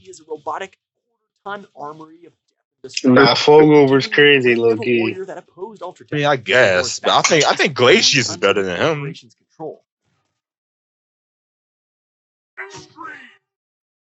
That's I miss this game. It was so good, man. It was so. No, you don't. You don't miss this garbage. Didn't they try to bring it back at some point? It was brought back. Claws, and Just didn't last very put back where it was. Another fighter of full force caliber. A couple years ago, they said it. Yeah. The combo. Terry Bogard. Oh yeah, definitely Terry Bogard. Because baseball cap. The creator, the original creator of Street Fighter is the one that made Fatal Fury and King of Fighters, I think. So, no, he kind of like, yeah, he's generic. No, just a white hair blonde dude with like, learning the art of haki. He seems generic, but he's pretty cool, honestly. He talks shit, so like, come on now. Don't you like people who talk shit? They're not the default characters from the series, like all that. Yeah, they're not being like. The man who killed his I don't know. It's a generic list, definitely. I expected Keith Howard to be on there, honestly. And has some of the most reputable dialogue in fighting games. Yeah, see, he just talks shit. Fucking ads, man. Woo! Commercials. But I would expect Keith Howard to be over Terry Bogard, honestly. Number 4, Ivy Valentine, Soul Calibur. Oh, she's another one. It's just I liked her. I don't care. I liked her character. Wait, isn't she? This is the girl that's this is the character that's in Smash Brothers, right? He's focused on destroying the demonic No. sword after her adopted He's from Soul Calibur. led to the ruination of their family, both parents dying shortly after. Ironically, she was the birth daughter. Is she like a dominatrix or something? Who wielded the soul I edge. thought he said ironically. I thought he said erotically. Him. Less than modest Some design, BTS her enchanted sword served that can transform into a whip. Ivy was a sharp contrast from earlier characters. That contrast made her one of the most recognizable faces in the I series. miss Soul Heck, Calibur, she can man. always be our Valentine. You and me both. That was a good game. Heihachi Mishima, Tekken series. Yeah, Some of the main characters. definitely Hachi. So number 2 is going to be Sub-Zero and no Scorpion. Number 1 is going to be It's gonna be. Heihachi is a power-hungry, arrogant curmudgeon. Possibly the worst. Oh. They gonna pick Brock and shit. When a dad or granddad has a habit of dumping family members out of planes without parachutes, kind of qualifies. Yeah, I like Heihachi. Heihachi's cool, man. He's a dick. He's a dick and he's cool. Well-versed in Mishima style Yeah, he's a fighting heavy and hitter. still skilled in battle. And credit, his actions are so brazen and his ego so huge that My God, look at the graph. Look at that face. Muppets are downright comical, with actions as iconic as his Fuck hairstyle. you. Heihachi doesn't need a devil gene to make his victims suffer. Looks like Eggman from fucking. Scorpion, Yes. Mortal Kombat. There you He go. called it. I told you. It should have been Sub-Zero though. I like Sub-Zero better. But So then Sub-Zero is gonna be first. Of all of Mortal Kombat, No. multicolored masked He's ninjas, not. it's always gonna They're come doing down to one per Scorpion and franchise. Sub-Zero. The Frozen Fighter is quite Oh, amazing. so- first Sub-Zero new Cyborg. Damn, they already did Street Fighter, right? Is Mortal no. No, Ryu, right? Are you serious? Yeah, Yeah. probably. Yeah. a minion of villains at his darkest and an It's so anti-heroic generic. assassin at his lightest. The Yeah, undead this Hanzo it was a assassin generic. is What if- against the forces of outworld, What if Injustice especially is next and Master Street Punch. Fighter's not on the list? No, we don't know about that bullshit. More deadly with his That won't ever happen. fire and his spear. While some of the other good characters have dark sides, Scorpion has embraced his. Bonus. 10 was actually a really good game. I love was. 9, man. 9. On our tournament champion, Oh, honorable there's other mentions. competitors that earned honorable mentions. Wait, what number are we on? We're about to be It's number number 1. one, so Street Fighter wasn't even on the list? No, wait, not yet, It not is yet. on the list. It's probably gonna be number 1. Yeah. Dead or Alive. Duro. I liked him. Fighter. Number 1, Ryu. Told you. Hey! Told you. It's so stupid, bro. Why is it so Orphan from default Japan, character? Ryu Yeah, is so one it's master of default Ryu, and watch generic. one Now, more for Street fight Fighter, I would have put series. Akuma, Whereas honestly. Brendan rival Batman Ken better. tournaments if Ryu does. Everybody's better than him. He'll fight because it is his life. Interacting with these Oh, this is terrible. We can find another Yeah. list if you want to do that. Yo, Watch Mojo is like The picking worst. from Watch Mojo probably took it from IGN. Yeah. I Bro. think so. And that was 6 years ago. This one's 10. What happened to Eddie? Power Rang? Huh? Exactly. Akuma. Power Ring. X23. Akuma, right? Gogeta. Vegito. I mean, they got to originate in Kung fight, Lao. they said. Scarlet. Number 10, Haomaru from Samurai Showdown. Oh yeah, they didn't put Samurai Kicking Showdown off our on list there. is the memorable series regular, the swordsman with no loyalties. Underneath his skill and brutal moves rests an easygoing man who cares only for food and sake. His powers include his iconic hurricane sword attack, energy slash, and ability to deflect projectiles.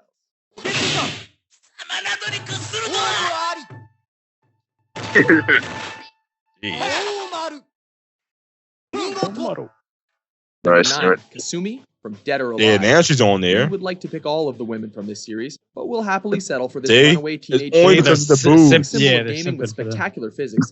She also gets one of the Yeah, best why the weapons fuck in are they series. jiggling so damn Obvious much? assets That's how it aside, was back in the she's best known PS3 for her days. high That's kick, cartwheel ridiculous. attack, and great I remember They finally I was figured- playing Dead or Alive 5 or something on the PS3. Number 8. And if you shake the Ural controller, from the Virtua boob shakes Fighter. too. I like. Well, Main because body of they the series, finally figured Ural out is the only physics made in playable games by for entering the a code tits. or attaining a set And they're like, let's do it to Previously all an the women. incredibly skilled Let's do it to all the human women. athlete, The mysterious Judgment 6 Corporation Like decided to Silver transform Surfer. her into a chrome-covered cyborg. You reminiscent could of the juggle in this? T-1000 from Terminator. That's nice. Yeah, you can juggle She's both in immune Dead to or Alive. glowing and packs more than a few technological enhancements. That's Virtual Speaking of Fighter. which, boy, can You mean Virtual Fighter? Yeah, Virtual Fighter. Number Yeah. 7. Ivy Valentine from the Soul We already Calibur seen series. her. The Dang. illegitimate daughter Yeah. of Of an course. undead pirate. She She Ivy made was she made it on the list twice.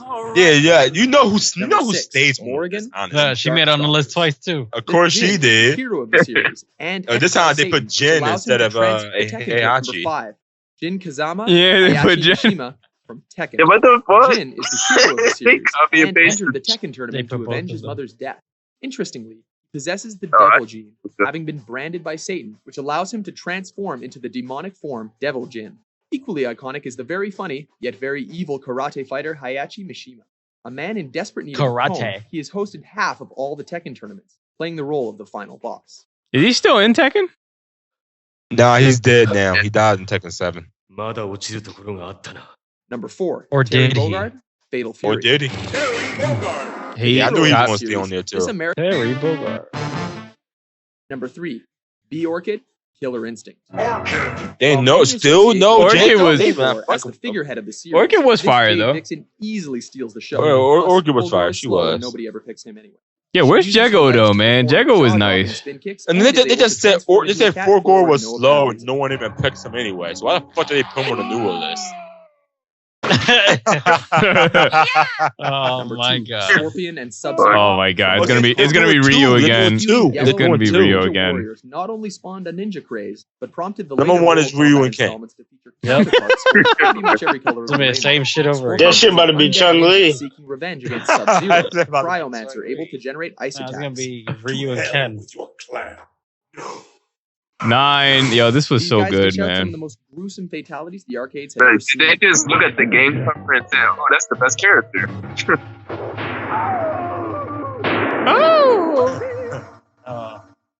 Number 1, Ryu and Ken Told you. from Street Fighter. Oh my god! Taking the Told top you. spot on our He list called are it. How the fuck they red pick wearing both of them? karate Yes. buddies, who are also sparring partners and rivals. Bro, he called that Both shit. men fight to prove themselves against their arch rival Sagat, while aiming to become stronger fighters. I still don't have what it takes. I think they should change the list to the When it top comes to 10 most overall popular recognition and fighting Yes, characters. that's what they really should change the list to. The most default characters. Like the, Jesus Christ.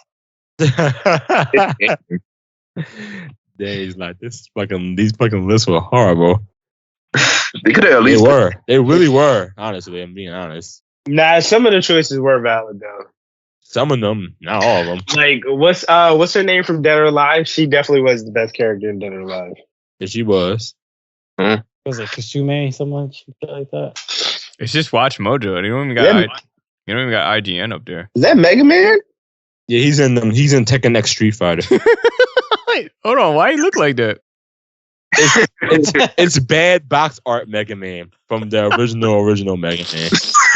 ugly as shit. Yes, he is ugly as shit. Oh shit. He look Oh. grown as man. Oh did him shit. dirty, Oh, man. okay. Hold on. I know we're going off track here. Top 10 what the fuck characters in fighting games.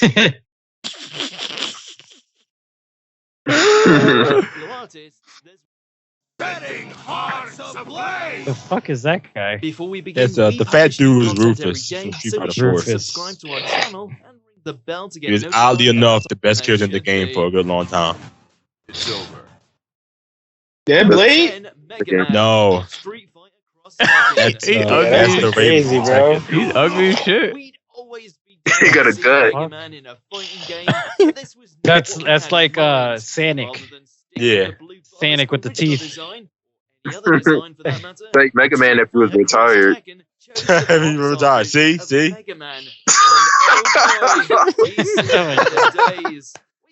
shit look horrible. It's like go through life without seeing. At least we got to see our robot buddy in his what Street Fighter was that? What? Bro, why they fuck him up like that? Time to relax. Street Fighter Cross Tekken. If you're a fan of epic games and want one on the go, Vikings War of Clans. The hell is this? Vikings War of Clans was Yeah, skip through it. in live events. Oh yeah, Hakan was something weird. He was definitely a what the fuck character. He literally just throws oil on himself and fights.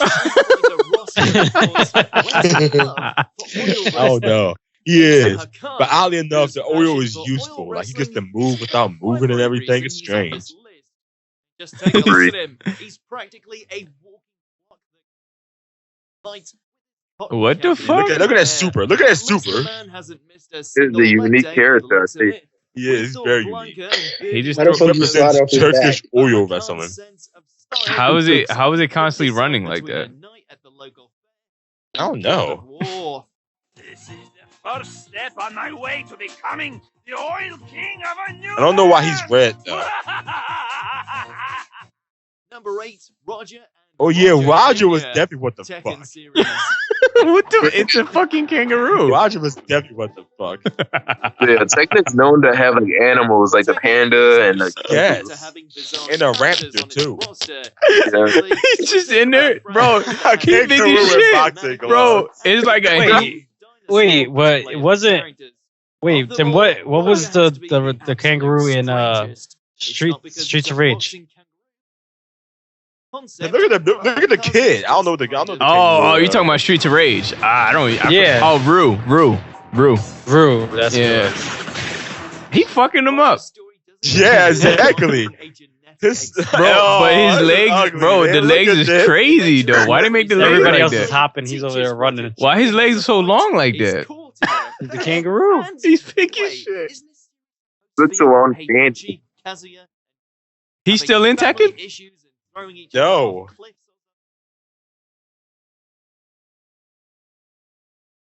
Tekken is known. Number 7, Phoenix Wright. Oh yes, he was ridiculous. The thing is though, he's like a terrible character, but once he gets like 3 like objections or some shit like that, or like 3 like fucking enhancements, he becomes borderline broken. Does he hit you? Bro's a lawyer. Like, what the fuck? Like once he did, that's what I'm saying. Like, see that? Like once he gets like 3 evidence, he like gets broken. How could a character like the Ace Attorney face off? He just keeps spamming the same move. And Nemesis T-Type. Well, apparently, all Phoenix has to do is. Yeah, the TV show is pretty fire though. It is. Evidence.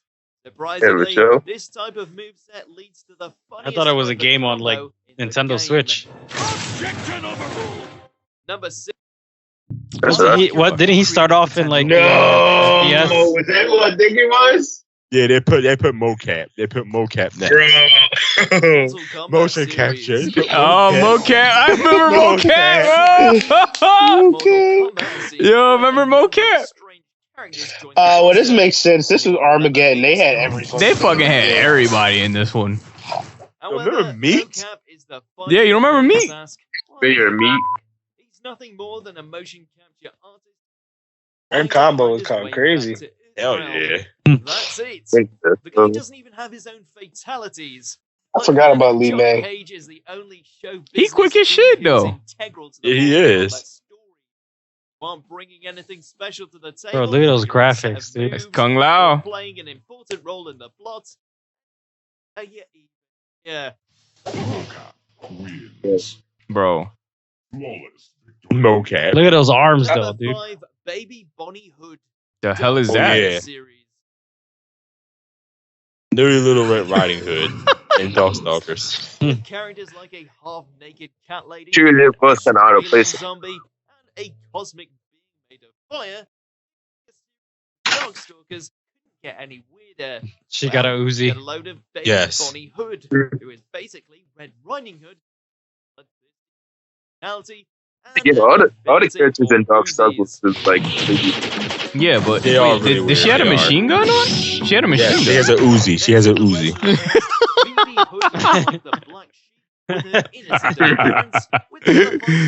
That's Gangster Red Riding Hood. What the fuck Yes. is happening? If it's extremely outrageous, it must belong in Darkstalkers, right?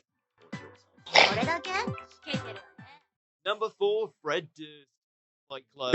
Who the fuck is that? He got the feet out. Yeah, who the hell is Fred Durst? Hey, That's the dude. That's the dude from what's that band called? But does Why this anyone guy got remember titties? what Fred 2 is? I know you're talking about. Keep rolling, rolling, rolling, Always make rolling. sure What's it Fred called? Durst Chocolate is stuff? at Fight Club. Chocolate Star. Hey, which is disguised as Damn, God. what's that shit called? What game I is forgot this? What, the fuck that What band ga- called. what game is this? Limp Bizkit doing in a game Fight based Club or something. Oh, yeah, Limp I Bizkit. suppose it makes sense Oh, yeah, since Limp it is a Bizkit. reference to the movie and living it up. His name's Fred. He knocking him out, though. Look at him. Damn. But then again, Fucking him we've up. seen Why they got bare feet out? Like I don't. Damn. Nah, yo, X-rays. I just remember, Shaq. yo, The one Shaq. character, yo, bro, one character that Yo, should be Shaq on was here, in the bro. game? Y'all remember Suspect from Def Jam Fight for New York? Ah, Oh, dude. yeah, I do. Yeah. Bro, when was Shaq in the fucking game, bro? What the fuck is Nah, yeah, Shaq is crazy. Bro, what game is this? It's Shaq Fu. What's Shaq in there? Wait. This game look dumb as shit. Look at him in the bro. Look at his character, the face in the corner. Reputation is Like a milk dog. What game is this? I'm Shaq. Yo, his low's kind of fast though. His low's fast as shit. Terrible fighting games. Yeah, what game is this? Bro, Shaq when did Fu. they get Shaq Fu. superpowers? Number 2, Mr. Game and Watch. Oh Yes, god. definitely. Mr. Game and Watch is what the fuck. Bro, he's so cheesy. Don't get us wrong. Alex we always enjoy cheeses playing him. as Mr. Game and Yes. Watch. Lot of place in the Nah, roster. bro, Suspect gotta be Even number standing one, bro. next He's to an all-black characters character. like Mario, or detailed fighters like Or at least an Mr. honorable Game and mention. Watch is incredibly basic I know. design, appearance, strangest cast. That move is Look, corny took as a shit, wall. bro. Yo, he was in the N64 version. I didn't know he was in there. That's GameCube. That's GameCube. That's Melee. Oh, I was about to say that can't be the N64 version. Nah. He came in Melee. Number 1, Hornet. Who the Oh fuck? yeah. Bro, it's a car.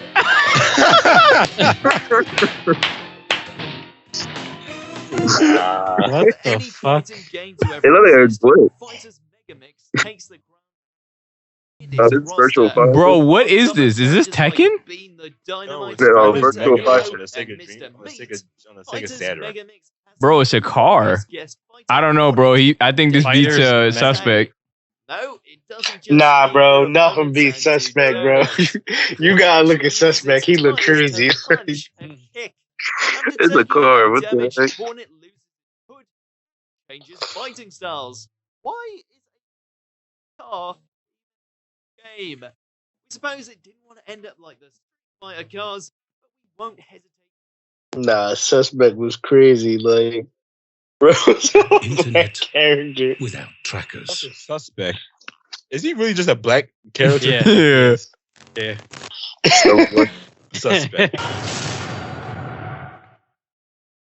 They need to remake this game.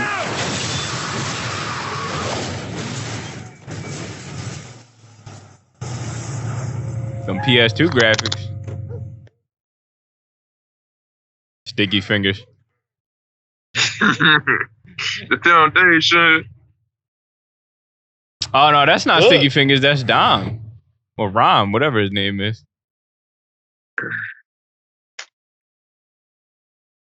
They get the. There you go.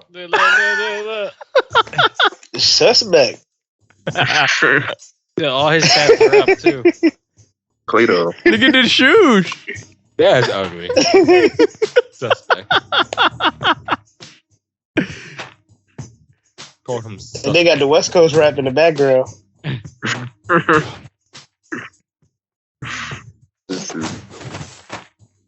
Man. This game is dope. This game this is the real competitive game. Yeah, I was about to say, like, I'd rather play this over a Street Fighter. I'm sorry. Hey, all right, that's enough blasphemy. So you committed a sin. Like, the takedowns used to be so aggressive. I'm trying to get to the tank. Let me see if he got the takedowns. You have a wrestling game. Bro, it was so fire, though. My friend got this game, too. You never played it? Damn. Nah, I played it. I'm just saying he has it. My friend has it. Bro, like I remember playing Def Jam on my PSP. Oh, yeah, they had it on there, too. Yep. Yeah, this was like the golden age of PS2, man. See if he got the. Yeah, he got the. There you go. There you go. They go to special. They don't talk though.